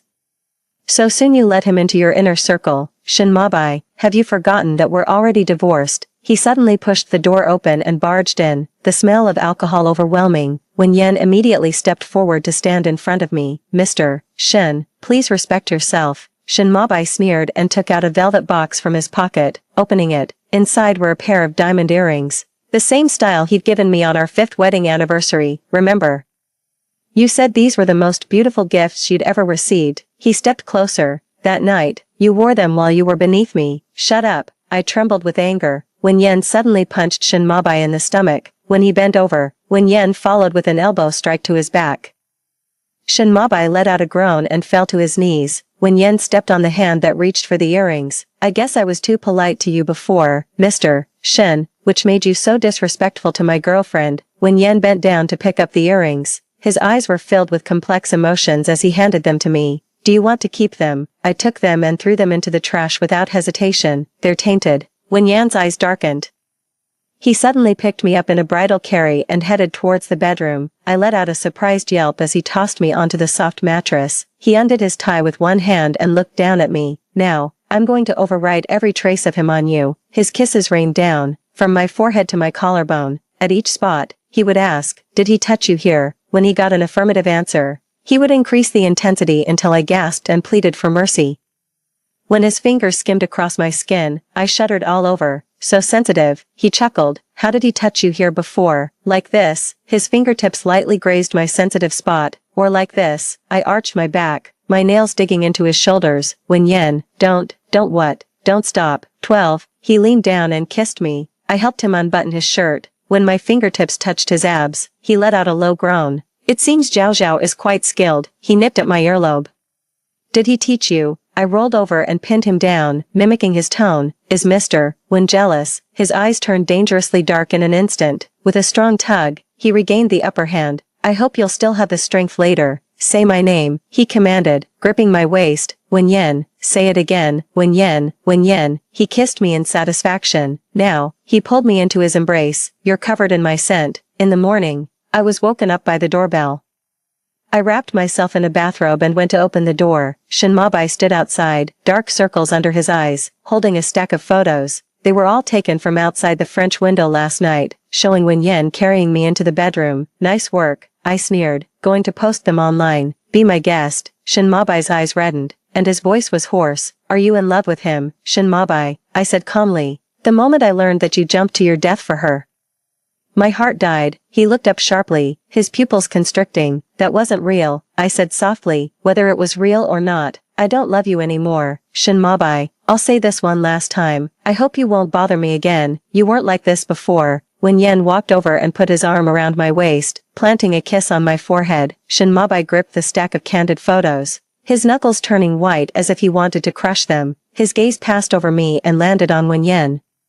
Wen Yan was only wearing a bathrobe, and there were scratches on his chest that I'd left last night. Shen Mabai's breath caught visibly, and suppressed rage and pain swirled in his eyes. He reached out to touch me, but Wen Yan grabbed his wrist. Mr. Shen. Wen Yan's voice was as cold as ice. Please leave. Shen Mabai stared intently at Wen Yan, hatred almost overflowing from his eyes, but in the end, his hand dropped limply, and his shoulders slumped. Fine, I'll go. His voice was hoarse.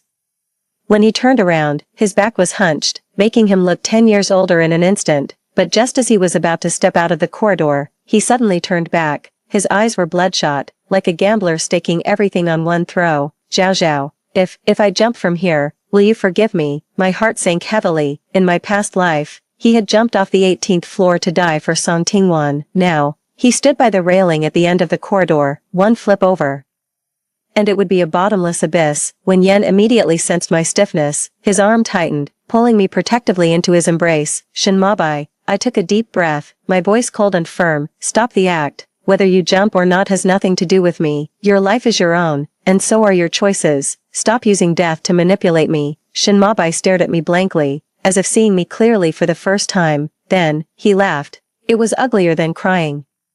I turned around and took the hand of the man who had protected me all my life. He turned and walked away, step by step, his back looking so lonely, as if abandoned by the whole world. When Yan closed the door and pulled me into his arms, feeling sorry for him, he asked in a low voice, his fingers gently rubbing the back of my neck. I shook my head, leaning against his shoulder and closing my eyes. No, I just feel, it's finally over. When Yan let out a soft laugh and kissed the top of my head.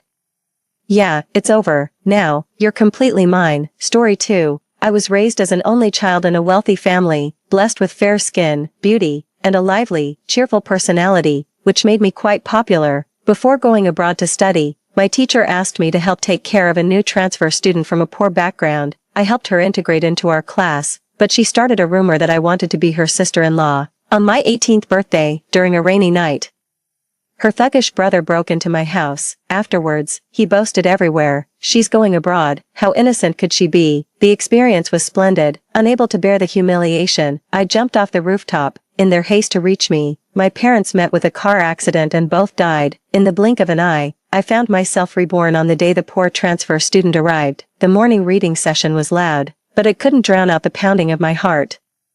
The pain from falling off the rooftop hadn't faded, and my eyes were drawn to the year 2022 on a test paper. I had been reborn a year before, on the day the transfer student arrived. My deskmate waved a hand in front of my face. "What are you daydreaming about? Hurry up and review. We have a quiz soon." I almost choked as I muttered, "Okay." The bell rang, and the homeroom teacher walked up to the podium with a smile. He gestured to the timid girl at the door and said gently, "It's okay.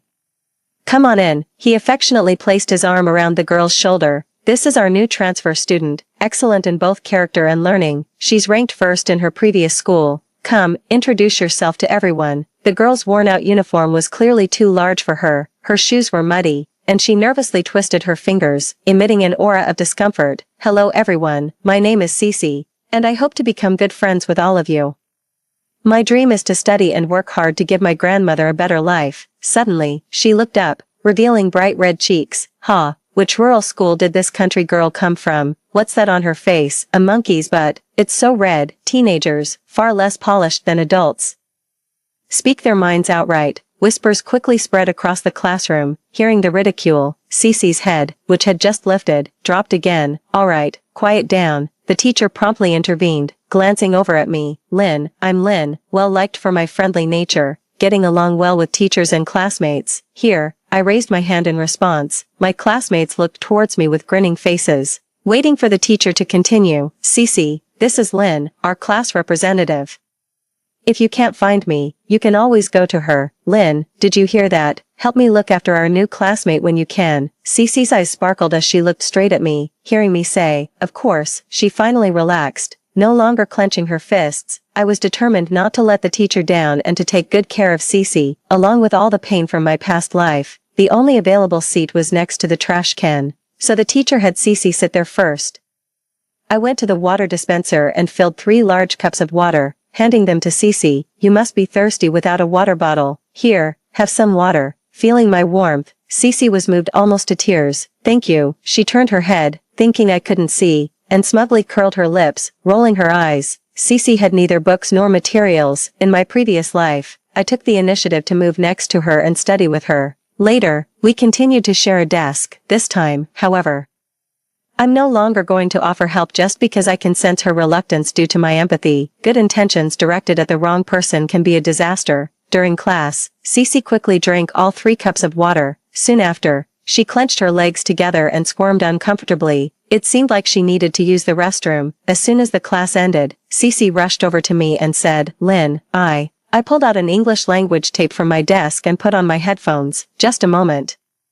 I'm unsure about the pronunciation of a word." That moment turned into an entire break. When the bell rang for the next class, Cece's face had turned the color of a liver, and she had to endure another period. After class, I took the initiative and pulled her with me, apologizing. "Oh, I'm sorry, I got so engrossed in the listening exercises that I lost track of time. The teacher asked me to take good care of you, so let me show you around the campus first."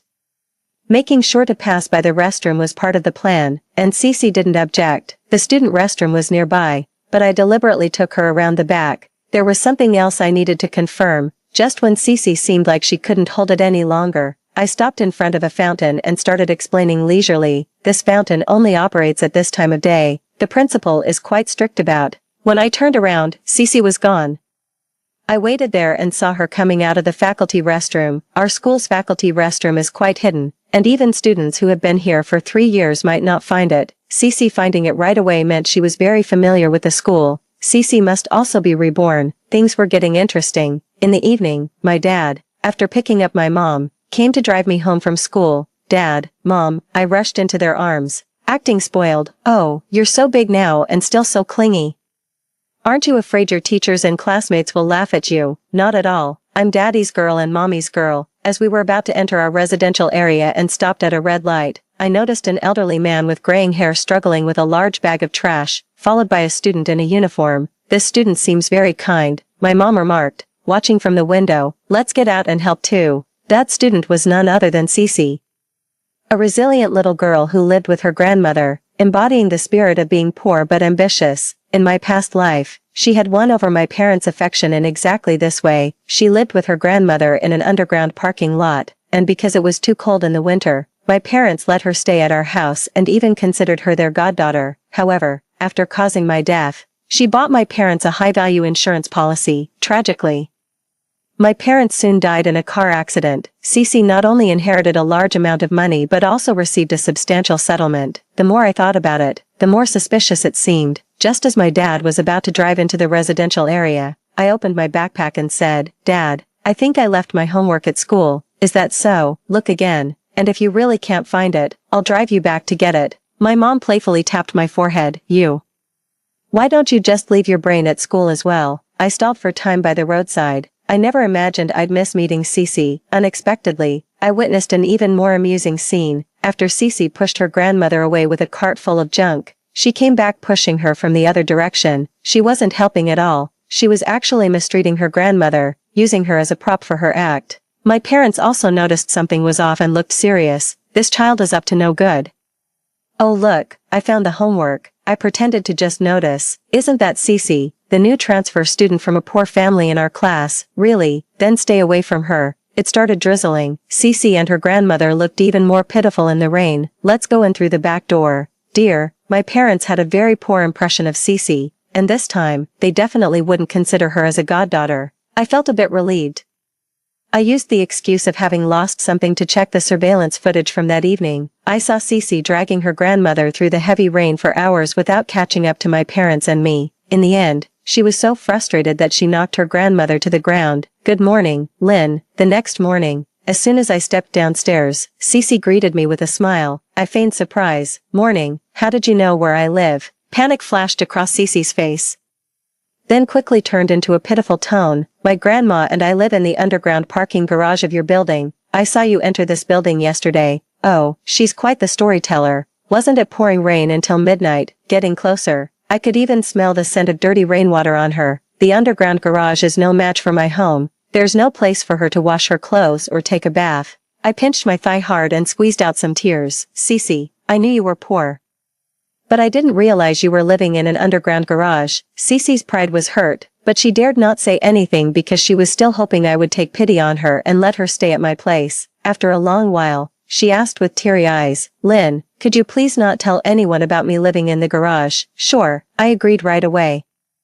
"I won't tell anyone, but I can't control what others say." "Lynn, hurry up, we're going to be late for school." My childhood friend Sean called out loudly, waving at me. Seeing Cece, he scratched his head, then suddenly remembered something. "Cece, right, I know you. The new transfer student in Lynn's class from a very needy family. You and your grandma live in the underground garage. My dad manages it. Let him know if you need anything." My childhood friend isn't known for much else. He's just really well informed and quite the gossip. By that afternoon, the fact that Cece and her elderly grandmother lived in the underground garage had spread throughout the entire school. Our homeroom teacher, who was quite young and enthusiastic, arranged for Cece to have a dormitory room by the afternoon. Cece awkwardly declined. "Teacher, I still need to take care of my grandma." "Poor child. The teacher has already arranged for your grandma to be taken to a shelter."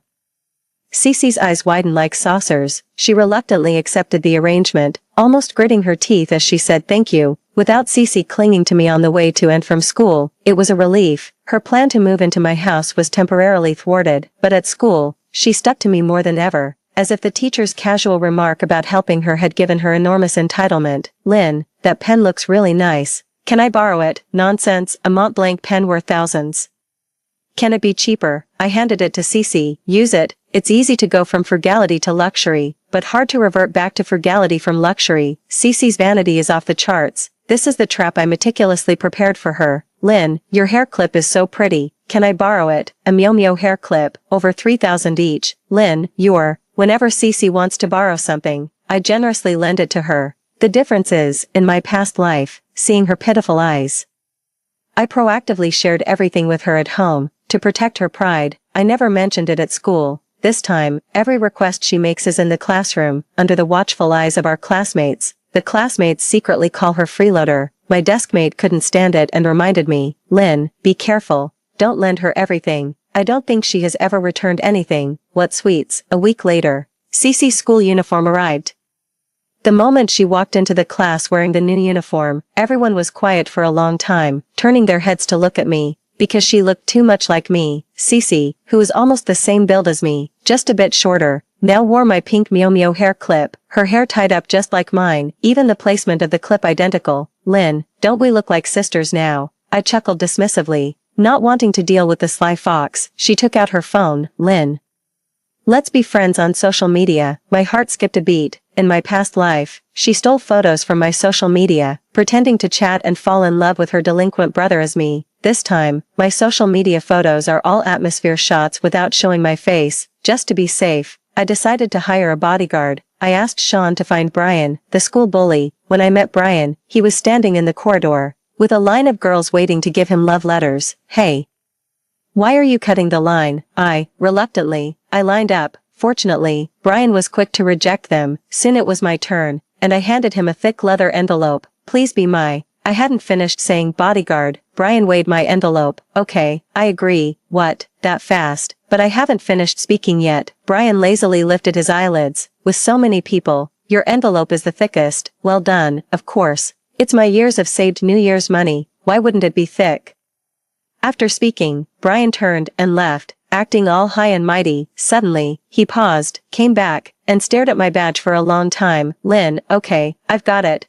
Why do I feel like this school bully is a bit off? Never mind, let's leave it for now. In the evening after school, a few vocational high school ruffians on motorcycles blocked the school gate. My deskmate grabbed my hand, making sure no one was around. Lynn, did you hear? Cece has been telling everyone how good you are to her.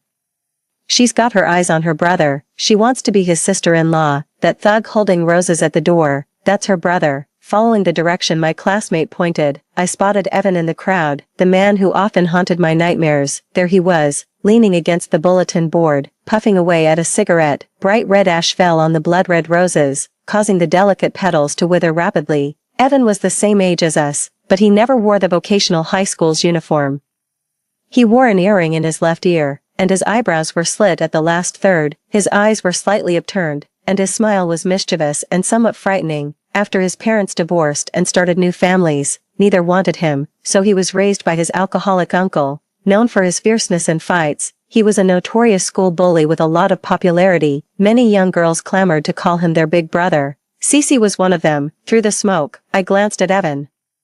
As if sensing something, he also looked up at me. A wave of physical discomfort made me turn around and hide instantly. My classmate gripped my trembling hand. She was about to cry from fear herself, yet she comforted me. Lynn, it's okay. I'm here with you. I hugged her. Thank you, classmate. But I knew I had to face what came next alone. You go back first. He's looking for me, and I can handle it. My classmate looked troubled, but I pushed her away. I grabbed my hair, took out scissors, and with a swift motion, cut off the long hair I had kept for over a decade. Calm down, he won't recognize me like this. I gripped my backpack strap, my heart pounding nervously. Suddenly, my backpack was lifted from behind. I stiffly turned around to see Brian showing his white teeth, grinning unnaturally, and shouting loudly, Lynn, did you leave school on your own? Dare you not wait for me? I quickly covered Brian's mouth with my hand and dragged him to a corner. My goodness, I was hiding from someone, and you're shouting so loud, afraid that others can't find me, right? Brian's eyelashes trembled, wanting to say something,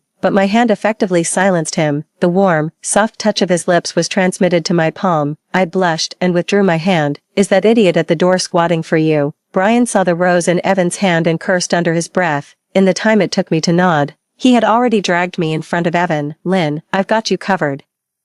Only then did I notice that Brian, who appeared thin and frail in his loose blue and white school uniform, actually had clearly defined abdominal muscles. No wonder he was the most popular boy among the girls at school. Brian was even taller than Evan. His presence more imposing. He smiled, a look more intimidating than if he'd been frowning. Are you sure you still want to go after her? Evan looked me up and down. Casually, he tossed the rose into a trash can. Evan clapped his hands. My mistake. Evan might be fierce in fights, but Brian was not only fierce, he fought recklessly and was also a rich second generation, even thinking with his toes. Evan wouldn't want to clash with Brian. As we walked on the way home, it just hit me. Oh right. Brian is the bodyguard I hired. Why am I hiding from him? I turned around to find Brian still following me. He's truly a qualified bodyguard. I gave him a thumbs up. Hey, who is this? Sean approached me before he recognized me. He stared at my short hair, gesticulating in the air for quite a while. Lynn, you cherished your hair so much, and you cut it. I touched my unevenly cut hair and curiously asked Brian. Sean and I grew up together and he didn't even recognize me. How did you recognize me in the crowd? Brian slightly tilted his head, avoiding my gaze. He carelessly ruffled my hair and chuckled confidently. PSH, it was a piece of cake for me. Oh, thinking about Evan's ominous glance when he left sent shivers down my spine. By the way, Brian raised his eyebrows and handed me my backpack. It was so natural that I had forgotten when he had taken it. Could you pick me up and drop me off at school every day, with all the money I'm paying? This request should be manageable, right? Brian's warm hand rested on my shoulder. The pressure was light but it dispelled my fear of Evan. Coward. His tone was light, almost affectionately teasing at the end, just as I wanted to probe further. He had already walked away, leaving only his back to me. Hey, did you agree? Brian waved his hand, his tone lazily familiar. Or what else? So, he meant yes, right. Sean pondered for a moment with his hand on his chin. Lynn, are you facing some trouble? I smiled and shook my head, then nodded. Yes, but I'm working on it. You know you can ask me for help, too. Sean's gaze was unusually serious, but I just smiled and went upstairs to my apartment. In my previous life, when everyone sided with Cece, I had sought his help. The rumors were rampant. Everyone was blaming me for being inappropriate with Evan. I thought Sean would stand by me. But his eyes full of disappointment told me to behave myself. The present Sean hadn't done anything wrong.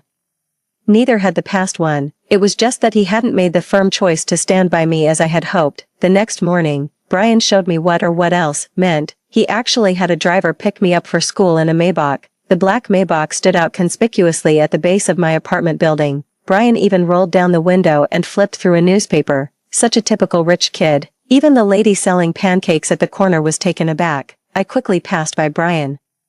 Wearing a hat and mask, he grabbed me by the back of my neck. Lynn, where are you off to? No, my lord, can we keep it low-key? Brian swallowed. Buy me a pancake with sausage and egg, and I'll get out and walk with you. Wallet 5. Make sure it is sausage and egg. Wallet 9. This is torture. I began to wonder if hiring Brian was the right decision. Brian, you're good at fighting, right? I tried to console myself with that thought. Want to see my abs?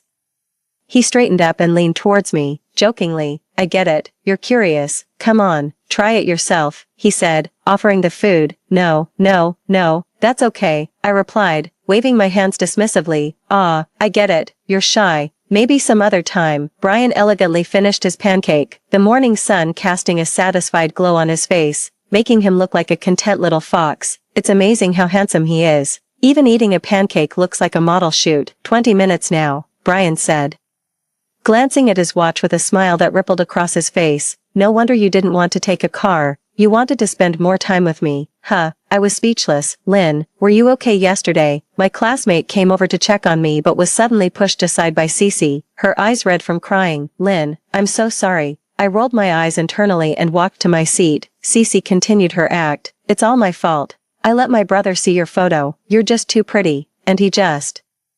graceful and fair, a gentleman's ideal. It's natural to admire beauty. Cece deliberately downplayed the situation, but I knew she had stolen my photo to impersonate me and aggressively pursued Evan. The chat logs were explicit, and later she even spread screenshots as evidence. However, she messed up this time, not expecting Evan to confront her so soon. Oh, it's okay, it's been dealt with, I said, noticing a deep-seated resentment flashing through Cece's eyes.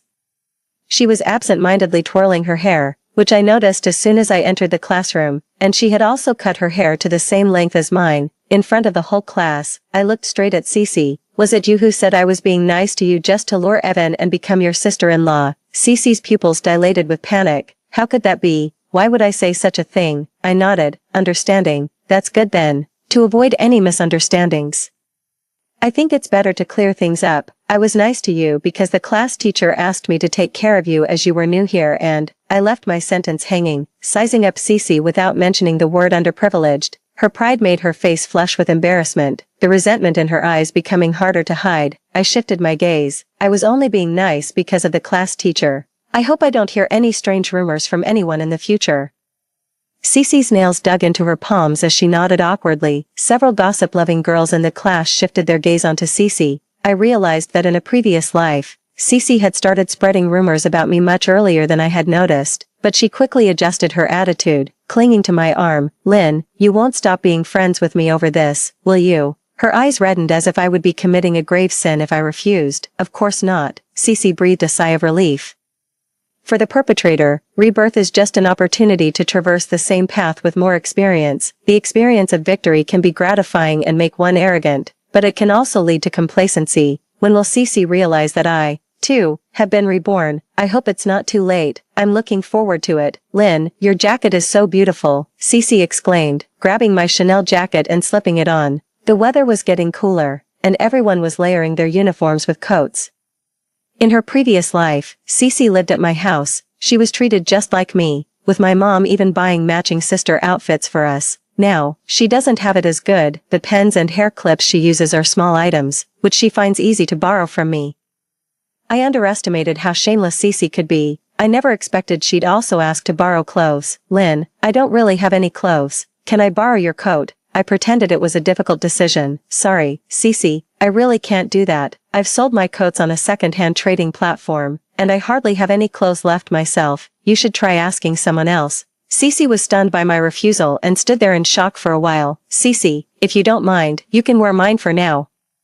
The class monitor offered her a faded coat. Cece pursed her lips and did not accept it. My deskmate, who has always disliked Cece, bluntly said, "Oh, my dear class monitor, do you think she would even consider your coat? She's the type who eyes Chanel worth tens of thousands." The rest of the classmates looked at Cece with disdain and scorn. Cece forced a smile uglier than crying and took the class monitor's coat. "How could that be? Thank you, class monitor." The next time I saw the class monitor's coat, it was in the trash can in the restroom. Cece was stomping on it, a stark contrast to her usually sweet demeanor. "What trash? How dare it touch me?" I wasn't lying when I said I had sold many clothes because I needed the money. "Hey, Maggie, keep a close eye on this shelter, especially when Cece goes back on the weekends." In her previous life, her parents died under mysterious circumstances, and Cece was experienced in claiming insurance. I had a bold suspicion. To confirm it, I paid someone to closely watch Cece and her grandmother's every move at the shelter. After venting in the restroom, Cece returned. A group of young girls surrounded me. "Lynn, tell us about what happened yesterday." "Yeah, I heard that after school yesterday, Brian almost fought Evan from vocational school for you. Two top dogs fighting over one school beauty. Oh my, it's just like a novel's heroine, at this age."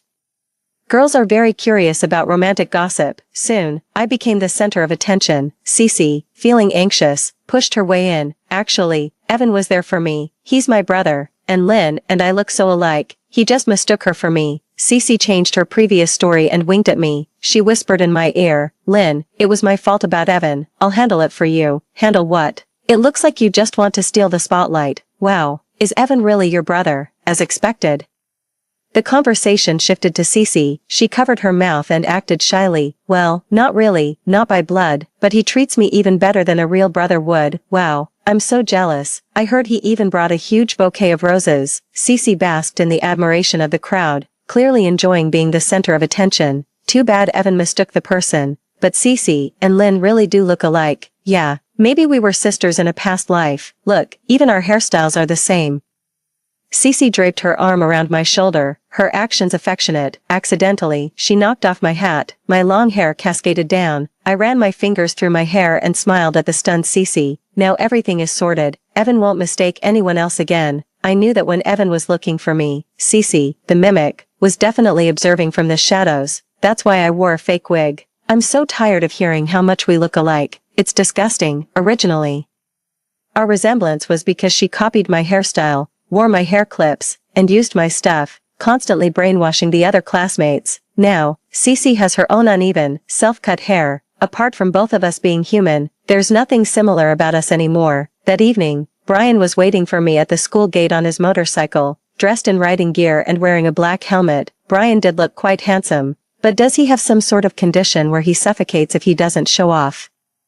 Brian removed his helmet and was fixing his hair in front of the bike's mirror. Suddenly, the disciplinary director caught him by the ear. "Think you're pretty smart, don't you? Daring to ride a motorcycle to school." As expected, Brian's motorcycle was confiscated. On the way back, Brian was quite regretful. Lynn, you don't know. You could have been riding on the back of my bike today. Oh, really? That's a pity. Brian scratched his head. It's strange. I'm not unpopular, am I? Normally riding to school, no one reports me. Who could have reported me? I laughed it off. Yeah, who could it be? The real culprit. I silently nodded in agreement. After the weekend break, Cece transformed into a rich person. Her hairstyle was professionally done, and she was wearing all designer clothes. She even bought Starbucks for the entire class, with gifts influencing opinions. The classmates' attitudes towards Cece changed. Wow, Cece is so generous. Thanks for the coffee, Cece. I remember, in a previous life, Cece also suddenly became wealthy for a while, always treating people and giving gifts to win hearts. However, it happened a month later than now, after her grandmother passed away and she received a large sum from an insurance payout. Lynn, here, this cup is specifically for you. I received the coffee with a smile. Thank you. A message from Maggie popped up on my phone last week. Cece bought a high-value commercial insurance for her grandmother. Suspected of poisoning her drinking water, I shook the Starbucks in my hand and laughed. It seems my public humiliation last time really upset her. She doesn't even have the patience to wait for the insurance payout this time. Really makes one wonder where her money is coming from. After lunch break, the classroom was buzzing with people surrounding Cece. Cece covered her face with her hands, feigning a shy little girl demeanor, muttering, "Oh my, how embarrassing, seeing me." Her eyes lit up as if she saw a savior. Cece ran over and hid behind me. Lynn, I just embarrassed myself so much. She kept saying it was embarrassing but didn't say what she did. It was only from the other girls that I found out she had gone to the wrong floor and mistook class 3 for our class. Not only did she enter the classroom, but she also sat in someone else's seat for quite a while. Ha ha ha, Cece, you're famous now. That's it, Cece, people from class 3 will remember you.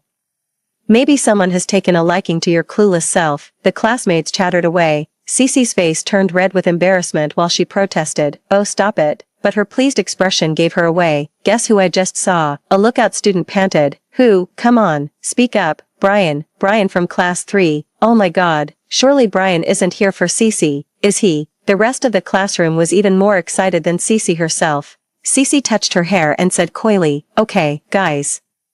Stop making things up." She had already secretly adjusted her posture, ready for when she was called. Brian leaned against the doorway, spotting me immediately. He waved. Lynn, come out for a sec. The unexpected development caught the classmates off guard. Everyone exchanged glances, too shocked to speak. Cece managed a stiff smile, her tone unable to hide her disappointment, and her gaze towards me was almost fierce. I told you, stop stirring things up. Not wanting to be the center of attention, I stepped out into the hallway with Brian. Ancestor, can we keep it low-key next time? Don't we have mobile phones? Brian smiled, his eyes curving up. Going underground. Got it. Didn't expect you to enjoy a bit of thrill. Me. It's confirmed.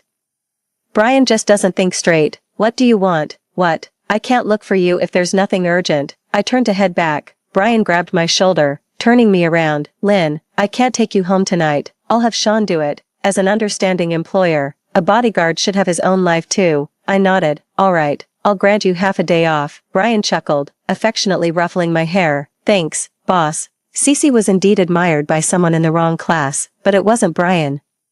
It was Jerry. Jerry was average in looks, academics, and background, but he was slick and could mingle well with both good and bad students. In a past life, Cece would complain to me about Jerry's advances while showing him goodwill, causing her great distress. Too embarrassed to reject him herself, she asked for my help. In front of class 3, I helped Cece reject Jerry. The next day, Cece accepted Jerry as her brother, and their relationship grew closer while I ended up completely offending Jerry. Jerry's few words worsened my reputation among other classmates. Later, many false rumors about me originated from Jerry. This time, I would definitely not repeat the same mistake. In the afternoon, Jerry took Cece out several times. First, he treated her to ice cream and gave her a big bag of snacks. Then, he helped her with her homework and moved her desk. The third time, he personally put a necklace on her. With Jerry, Cece was shy and happy every moment, but back in class, she was downcast and wept at her desk. With teary eyes, she pleaded with me. Lynn, Jerry keeps approaching me, and I'm too embarrassed to refuse. Please, help me. I took her hand, stormed to class 3 with determination. The reflection in the window glass showed Cece's triumphant smile behind me. I ran into class 3, cupped my hands around my mouth, and shouted, "Jerry, Cece likes you." Cece froze. Class 3 exploded. The uproar nearly flipping the classroom. Cece, eyes red with anger and disregarding her image, screamed, "Lynn, how could you spread such nonsense and make up rumors?" Holding my chest innocently, I asked, "Did I really do that? Did I misunderstand you then? That shouldn't be the case. If you don't like Jerry, why do you never refuse him when he seeks you out? Why do you let him help you with your homework and move desks? Why accept his snacks and gifts? Aren't you still wearing the necklace he gave you around your neck?" Faced with these facts, Cece was at a loss for words. Suddenly, I covered my mouth, having an epiphany. "I thought you were just too shy to express yourself, but could it be? Are you like those deceptive girls who only take advantage of others without taking responsibility?" Cece, exposed by my words, couldn't bear the pointing fingers around her. She ran away from the scene in tears. I nodded at Jerry. "Go after her. What are you waiting for? Such people, they should really be locked together." Later that night, Sean drove me home, hesitating as he spoke. "Lynn, you seem quite different lately." "Oh, have I? Lynn, could you stop hanging out with Brian? We're just not from the same world." "Not from the same world, but I feel like you and I aren't from the same world either." It wasn't until the next day that I fully understood Sean's hesitation. Brian came to pick me up for school early in the morning wearing sunglasses. Anyone who didn't know better might think he was some celebrity. Tall and with superior facial features, even just his prominent nose and attractive lips visible, he looked handsome, used to Brian's daily antics. I didn't initially sense anything wrong. "Why the sunglasses so early in the morning? Just tell me if I look cool." "Right, cool." "Cool my foot." I jumped up and snatched off Brian's sunglasses. There was a dark bruise above his left eye. Brian instinctively covered the wound. "What happened?" "Oh, it's nothing serious, just had a fight with someone." Brian was tight-lipped. No matter how much I asked, he wouldn't reveal more, but his minion was different. Pretending to be angry got him talking. "The boss had a fight with Evan yesterday. Don't think the boss got the worst of it. Evan's nose is broken. He's in the hospital." I interrupted. "Why?" The minion touched his nose, mumbling softly. "Evan said you. Evan claimed you're only outwardly pure. Said you both have, you know." Brian kicked the minion away. "So, you decided to run your mouth." It all made sense now. In a past life, Cece spread rumors at our school, and Evan did outside. That's why later, when Cece brought out photos and chat screenshots, everyone believed them so easily. They had tarnished my reputation long before. But this time, both sources of rumors, inside and outside school, were cut off. I wanted to see what waves Cece could still make, in the game of life. Just a few seemingly insignificant moves can drastically influence the outcome, unbeknownst to me. The game had already changed. I bought a boiled egg at a convenience store and commanded Brian, "Take off the sunglasses." I gently rolled the egg white over the corner of his eye. "Does it hurt?" Brian was grimacing in pain a second ago, but at my question, he smirked mischievously. "What? Grateful to me? A kiss wouldn't be too much to ask." Pointing at his cheek, he teased. Just then, someone ran past, bumping me into Brian's arms. So close, so warm, my heartbeat thundered in my ears. I can't tell if it's mine or Brian's. Unexpectedly, Brian, who doesn't seem serious, turns out to be someone who talks big. His ears turned red to the base of his neck. "The teacher is looking for me. I have to go first." I handed the egg to Brian and fled back to the classroom. I must say, Cece is quite clever. She managed to make Jerry treat her like a brother again. After school, Jerry stopped me. "Lynn, our Cece is timid and soft-hearted. Don't always bully her." Cece pretended to punch Jerry in the chest. "Hey, don't talk nonsense. Lynn is actually very nice to me. Just a bit dominating." "Lynn, don't listen to him. I understand." It must be Cece who whispered in Jerry's ear behind the scenes, asking him to lecture me. Looking at Jerry's big head, I felt like I could see the words "big grudge" written on his forehead. I don't want to argue with them. Cece always stirs things up from behind others and then disappears beautifully. I decided to ignore Brian. "Lynn, are your legs getting weak because you are old?" Leaving the classroom so slowly, Jerry's expression changed when he saw Brian. "Tell me. What do you want with Lynn? Don't come to her. Come to me." Jerry lowered his head, which was proud just a minute ago. "Brian, it's all a misunderstanding." Jerry pulled Cece away, and I saw Cece roll her eyes and mouth the word, "useless." 16. I secretly followed Cece over the weekend. On the way to the shelter, she was cornered in an alley by some burly men. "Weren't you supposed to pay back the money this month? Where is it?" "Big brother, it's not the end of the month yet." "I will definitely pay it by the end of this month." The lead man grabbed Cece by the collar and warned, "Aren't you a local student? If you don't pay, don't blame me for coming to your school." and I can't promise where the photos you left as collateral might end up. Big brother, let's talk this over, please. When Cece was thrown out, her face and body were bruised, her clothes were also dirty. Still, she smiled and said goodbye to the men. She spat on the ground, cursing everything around her. I wondered how she suddenly had money. It turns out she took out a high-interest loan. I recognized those men. They were featured in legal news in a past life. When we reached the shelter, Cece took out all her frustrations on her grandmother. Seeing no one else in the room, she fiercely grabbed her grandmother's neck. Why don't you just die? I could get the compensation money and live a good life if you died, for your granddaughter's happiness. Please just die, if it weren't for Maggie. Acting quickly as the caregiver, the old lady might have really been choked to death. Before leaving, she even poured a whole bottle of medicine into the grandmother's water dispenser. She thought she was flawless, but every move and expression was clearly captured by the newly installed hidden cameras at the shelter. Wednesday was the last autumn outing of our high school days. It was a day off, and everyone was in high spirits. Our class was large, and the bus couldn't fit us all. So Cece insisted on dragging me to sit with Class 3. Brian, used to being dominant, took up 2 seats on the bus by himself, wearing over-ear headphones. He rested with his eyes closed. Cece shyly tried to touch Brian, but Jerry dragged her away. Cece, I've got a seat here. The bus started, and I ended up sitting next to Brian. Brian frowned, his eyes still bleary from sleep. Upon seeing me, his eyes widened in surprise. He shifted aside and took off his headphones. Why are you here? He asked. Our class bus ran out of seats, I replied. Oh, he muttered. After a pause, he asked, do you listen to music? I glanced at his over-ear headphones. Was he offering them to me? In his entire life, Brian had never regretted not using wired headphones more. He tossed his headphones back and said, here, take these. Give me your wired ones. You're kidding, Brian, your headphones are worth thousands. And you want to trade for my $50 pair? Stop talking. Are we trading or not? Okay. Okay, let's trade. Finally, Brian and I listened to the same song. Outside the window, the sun was bright, and his clear gaze was filled with me. My heart, oh my heart, the entire building for rent, all for you. Field trips were never innovative, just a hike and a communal farm meal at noon. During lunch, a little incident occurred. A boy from the kitchen chased after a cat that had grabbed a fish. This boy, Ray, was quite famous at school. His family wasn't well off. After repeating years and failing to get admitted into college, he eventually dropped out. His personality grew more eccentric over time. The kitten, with a fish bigger than itself in its mouth, ran outside. Ray frantically chased after it. Seeing this, our classmates tried to block the kitten. However, Cece started filming with her phone. It's just a fish, she said. The poor kitten hasn't eaten. What's the harm in letting it have the fish? Some cat lover sided with Cece immediately. Exactly.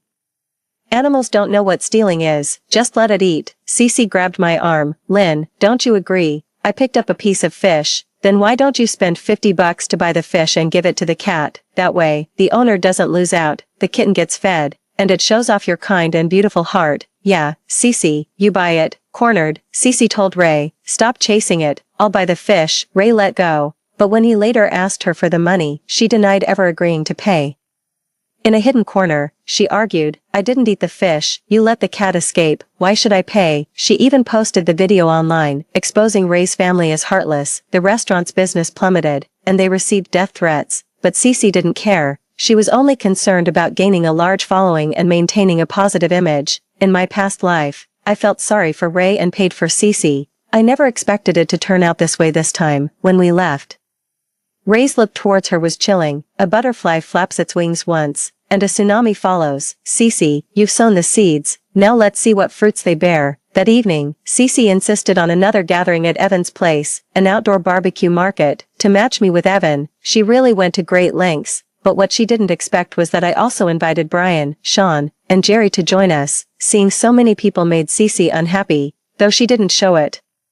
She pulled Evan over and introduced him, trying to clear up any previous misunderstandings. This is Evan. I think there might have been some misunderstandings before. I hope we can talk things through and become friends. And this beautiful lady here is Lynn. You've always liked her, haven't you? Cece gave Evan a meaningful look. The last time Evan and Brian had a fight, which Evan lost, he probably felt too embarrassed to mention it. Her introduction made the whole scene incredibly awkward. I, on the other hand, enjoyed the drama and added fuel to the fire. I heard Evan and Jerry are both your brothers. Which one is the older brother and which one is the younger? already frustrated. Evan, who was dealing with Jerry, not the easiest person, was provoked by my comment. The two ended up dragging Cece away for a confrontation. Cece looked both furious and helpless as she was pulled away. With the three troublemakers gone, the dinner became lively once again. Towards the end, Brian's friend from another school got a bit drunk and asked him, "Wow, bro, how did you manage to win over such a pretty girl?" Brian grinned from ear to ear, pulled out the envelope I had given him as a bodyguard fee,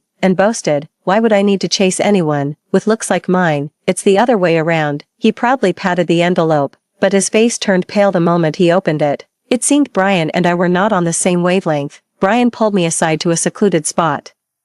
"What is this supposed to mean?" I replied quietly. "The bodyguard fee." Brian almost laughed in disbelief. "So you've considered me as a bodyguard all this time?" I nodded and added, "And as a friend." Brian looked genuinely upset. His eyes rimmed red. I tugged at his sleeve. "We can't be dating early, right? The head teacher said it's not right." Brian licked his lips, too upset to speak. "So, are you still going to be my bodyguard?" Brian didn't answer but insisted on walking me home. At my doorstep, I looked at him with a tilted head. "Are you really mad?" Brian left me with a view of his proud silhouette. That night, he posted a picture of his motorcycle on social media with the caption, "But it's me, unfortunately. I've sold the bike." Should I like the post or pretend I didn't see it? What a dilemma. After returning from a holiday trip, the bulletin board was plastered with inappropriate photos. My classmate showed me the digital version. Intimate photos taken in a small hotel, with Evan and a faceless girl. My classmate whispered a warning, "Be careful. Some people are saying that girl is you." Cece hadn't changed a bit, still playing the same old tricks as before. This time, however, there were no rumors about me outside the school, apart from what Cece believed. I pointed out a mole on my shoulder. "How could it be me? The girl in the photo doesn't have this mole." "True, but that hairpin looks really familiar." Seeing that no one suspected me, Cece grew desperate. "Right, isn't that Lynn's hairpin?" I smiled at Cece. "I remember lending it to you. Everyone saw it, right?" Cece tapped on her pencil case, pretending to dust it off. "I gave it back to you a long time ago. You're not going to pin this on me, right?" Cece was clearly trying to pin the identity of the girl in the photo on me by pointing out a scratch on the hairpin. That scratch was there when I borrowed it. Of course, I had made the scratch myself. For this day alone, Lynn, it's not wrong to like someone. There's no need to be shy about it. Cece deliberately made others think I liked Evan. My previous denials were just out of embarrassment. After hearing Cece's words, the way several classmates looked at me changed. I didn't defend myself. Instead, I looked straight at Cece. "Did you really return what you borrowed from me?" Of course, Cece didn't understand why I suddenly asked this, and she clearly lacked confidence. "Oh, that's strange. Why haven't I received anything then? Let me see. A Meow hairpin worth over 3,000 each is enough for a legal case. And there are several of them, plus my Mont Blanc pen. I've calculated it. The total is 170,000. That's a significant amount. I need to call the police right away." I had just dialed a number. Cece grabbed my hand. "Lynn, could you be mistaken? Maybe you forgot it at home." "No, I never bought many things that expensive. I bought them all for you. I only lent them to you. And now you say you've returned them, but I don't have them here, so they must have been stolen." Cece's eyes darted around quickly. Just after I finished the police call, she grabbed her bag, intending to head to the restroom. I stopped her. "You can go to the restroom, but maybe leave your bag here." Cece's eyes teared up, looking wronged. "How can you accuse me like this? I just wanted to go to the bathroom." The people around murmured in disapproval. That's right. It might not be Cece who didn't return them. Maybe Lynn really did forget them at home. As time ticked by, Cece desperately tried to dispose of the evidence, clutching her bag and trying to rush out. I tripped her. "Ah, Lynn, that was too much." Clatter. The contents of Cece's bag spilled all over the floor. "Look, isn't that Lynn's hairpin?" "Yes, and the pen too." Cece frantically stuffed the items back into her bag, insisting, "I bought these with my own money." "I returned yours." I snatched the hairpin from her hand, lifting it for everyone to see the scratches on it. "Really? These scratches look very familiar to me, just like mine, and the same as those in the scandalous photo." The students buzzed with various comments. Some said Cece borrowed things and never returned them, claiming them as her own. Others gossiped about her private life and the inappropriate photos. No one doubted anymore that the person in the photos was me. In just a few minutes, Cece became the center of attention throughout the school. The campus forum was abuzz with gossip about her. More than one could keep up with. Seeing that the matter of borrowing my things was beyond redemption, Cece wisely clung to my legs. Lynn, I must have remembered wrong. I thought I had already returned them. Please, can you not call the police? Oh dear, why didn't you say so sooner? Look, the police are already here. Cece was taken away for questioning. In consideration of our being classmates, I signed a letter of forgiveness. But everyone knew now that Cece was the person in those indecent photos. Jerry even came looking for her. She went to the bulletin board every day to tear down the photos, but new ones appeared daily. The first day's photos were posted by her, to frame me, but who posted them afterwards? No one knew. Cece was overwhelmed every day. Time flew by, and then came the day to nominate outstanding students. Our school had nomination slots, considering everything. The outstanding student certificate could add extra points. Generally speaking, whoever receives the title of outstanding student usually has a high chance of being recommended for admission to university. Last year, I hadn't decided to study abroad yet. Based on overall performance and votes from teachers and classmates, I was awarded the title of outstanding student. Lynn, since you're going abroad, why don't you let someone who needs it have the spot? Sure, teacher. I have no problem with that. Before the teacher could arrange anything, Cece raised her hand and stood up. With tears in her eyes, she asked me, Lynn, could you give me the spot for the outstanding student? I know everyone here comes from wealthy families, and I'm the only one who has nothing. I can only get into a better university through this recommendation. Cece was always good at moral coercion. She had managed to secure a recommendation the same way in my previous life, too. The teachers and classmates looked at me, waiting for my response. I waved my hand dismissively. That spot is no longer mine to give. For fairness, let's have a vote. I helped the teacher deliver homework to the 5th floor. On the corridor, Cece blocked my path. Can we talk? I followed Cece to the platform on the 5th floor, which had the best view, overlooking the schoolyard. Cece chuckled first. I should have guessed. Lynn, you've reincarnated too, right? I was too tired to pretend anymore. Yes, so please behave yourself. Cece frowned, annoyance flashing in her eyes. What are you pretending for? Aren't you just someone who reincarnated into a wealthy family? Let me tell you, even if you reincarnate 100 times, you can't beat me. I want to see if you can still afford to study abroad if your family goes bankrupt. Saying this, she stepped up to the edge of the platform. Lynn, tell me, if I jumped off the building, would the school give me the recommendation? She pulled out her phone to record, tears streaming down instantly. Her voice panicked. Lynn, I know you've always looked down on me. Please, don't push me anymore. I really can't take it. Before I could react, suddenly a dark figure rushed over and embraced Cece. The two of them fell off the platform together. Screams. Everything happened too fast. There was blood all over the ground, and the students below screamed in horror. The person who had rushed down with Cece was Ray. He landed on top of Cece, nearly unharmed, while Cece was severely injured and fell into a coma, later hospitalized. After diagnosis, Ray was found to have a mental illness and was released without charges. Cece wasn't so lucky. She suffered a spinal fracture and might be paralyzed for life. After Cece woke up, I visited her once as a representative of the students. The doctor said there's a 96% chance the surgery will be successful. After your surgery, try to start afresh. Seeing me, Cece was so angry her veins bulged. Mind your own business. I placed the fruit basket just out of her reach. I never understood why you hated me so much, given that I was never bad to you. Cece clenched her fist and gave a sinister smile. It's because you were too nice to me, Lynn. We met as children at the city's joint evening show, and you even gave me a cake. Back then, I thought since you gave me a cake, why not give me your wealthy dad and kind mom too? Later, I managed to do it, but unfortunately your parents were too loyal to you. Even after you died, they still loved you, so I tampered with their car and got a hefty compensation. It turns out that her parents' deaths in her previous life really were connected to her. Cece. Malicious people won't meet a good end. Leaving the hospital room, I heard Cece smash the water glass on the table and scream, if I can't have peace, neither will you. Not long after I returned, Cece, despite her physical disabilities, started a live stream. In the stream, she applied makeup to look like she was injured and wept pitifully. My name is Cece. I am officially reporting Lynn from class 7, grade 12 at First Senior High School, for bullying me at school.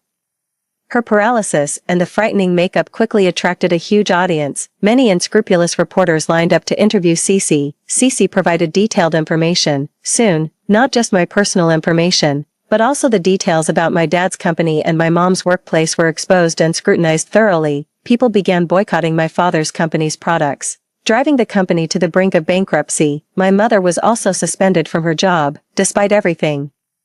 My parents didn't blame me. Instead, they comforted and protected me. Lynn, don't worry, falsehoods can't become truth. Your mom and dad believe in you. If it gets too much, you can always go abroad. This might be a good opportunity for us to relax as a family. But at night, I would see my father smoking on the balcony. He, a middle-aged man, was putting out resumes on job sites. Beneath my mother's bright smiles was evident sorrow, and her hair had turned significantly grayer. My classmates could testify for me, but the number of outraged netizens who didn't know the full story was overwhelming. Some people I didn't even know started blocking my way to and from school. Luckily, Brian was there to protect me. Aren't you angry? Brian playfully tried to cheer me up. Brother here mixes in the streets, and I value integrity. Don't worry, I've taken the bodyguard fee. I'll definitely protect you. Brian's eyes showed deep concern. Lynn, just say the word, and I'd do anything for you. I knew that with Brian's family's resources, handling this situation would be a trivial matter, but I wanted to handle it myself. What could be more satisfying than personally dealing with my enemies? Cece, I gave you a chance. You chose not to take it, so don't blame me for being ruthless. At noon, I put on a hat and a mask and went to a small restaurant frequented by loan sharks. I had just sat down when they walked in. I deliberately positioned myself so they could see the video playing on my phone screen. My name is Cece. I am officially reporting Lynn from Class 7, Grade 12 at First Senior High School, for bullying me at school. The group was instantly captivated. Holy smokes, boss, look, isn't that the little bitch who owes us money and hasn't paid us back? She's making so much money from live streaming and still not paying us back. To Chingshan Hospital, let's go find her. While they caused a commotion at the hospital, Cece was undergoing surgery. Disturbed by the chaos, the surgery, which had a 96% chance of success, failed. When Cece woke up, she received the devastating news. Ignoring the thugs demanding money and trying to find the doctor, she demanded, how could a surgery with a 96% success rate fail? Who was the chief surgeon? I want to see the doctor who operated on me. The doctor who had performed her surgery, during the procedure, was dragged out by the loan sharks and hit his head against the hospital wall and was now lying in a hospital bed. To protect the doctor, the hospital refused to let Cece meet him. Frustrated, Cece picked up her phone and started a frenzied live stream from the hospital, gaining a lot of attention once again. The hospital, with no other choice, released video evidence. The thugs, who had been ignored until then, racy photos that Cece had mortgaged with them were also released. Oh my. What a spectacle. So she owes money and doesn't pay it back. Someone finds her and attacks the doctor at the hospital, and she still has the nerve to cause a disturbance. What decent student would take out loans with such high interest? Seeing the overwhelming negative comments online, Cece panicked. It wasn't me. It wasn't me. It was all Lynn. Lynn forced me. Still so professional. Even at this time, she tirelessly tries to smear me. Unfortunately, public opinion had already shifted. So you just do what you're forced to. Don't you have a brain? Why do I feel like not a single word out of Cece's mouth is true? Meanwhile, I had Brian upload the video of Cece at Ray's house to the internet. Ah, it's just a fish, right? The kitten is so pitiful. It hasn't eaten. What's wrong with feeding it? Stop chasing me. I bought the fish. I didn't eat the fish. The cat ran away on its own. Why should I pay? When Cece first released this cat-loving video, it was very popular. I didn't expect such a turnaround. The way people once praised Cece to the skies, they now cursed her viciously. Ah, Ray, isn't that the person who carried her down the stairs? Oh my, no wonder. I heard after she exposed him online, his business was ruined. Truly, what goes around comes around. The retribution is swift. Under continuous attacks, Cece became emotionally agitated and increasingly irrational.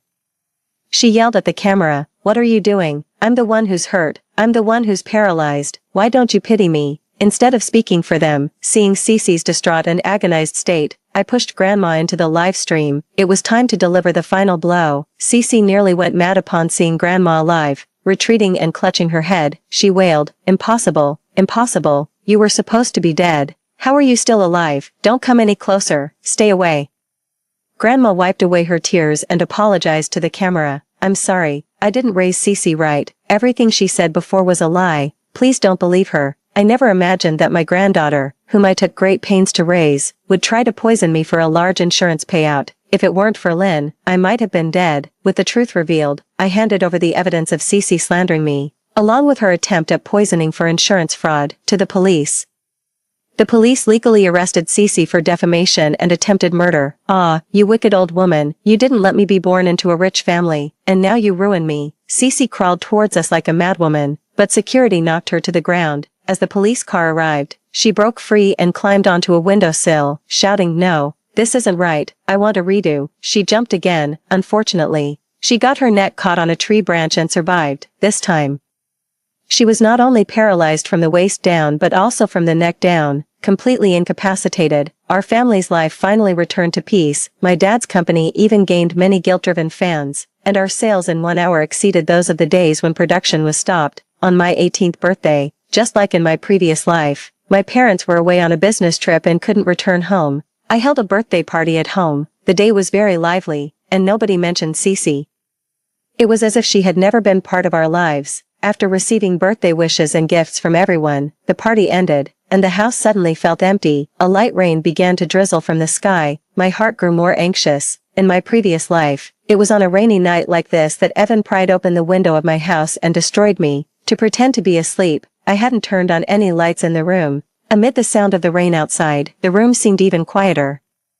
All that could be heard was the swishing sound of the clock's second hand, along with mine and Brian's breathing. I was lying on the bed, and he on the floor. Cough, cough. Brian cleared his throat in the darkness. "Lynn, are you asleep?" "No." "Do you think Evan will really come tonight?" "I don't know." The atmosphere quieted down again. Bzzz. Brian's phone vibrated. I turned to face his gleaming eyes. "Lynn, it's midnight. What's that on your face?" "A monkey's butt." "Why so red?" I chuckled. "Yeah, thanks." Brian scratched his head, trying to lighten the mood. "Haha, you asked me here to protect you, but I feel like it's more dangerous now. Just the two of us. Ha ha ha ha." Brian's gaze fell on my lips. He swallowed and leaned in. Suddenly, a faint sound of the window being pried open could be heard. Evan had come after all. He had just reached the bed when Brian kicked him down to the floor. Punch after punch landed fiercely. Frustrated by the interruption, Brian fought viciously.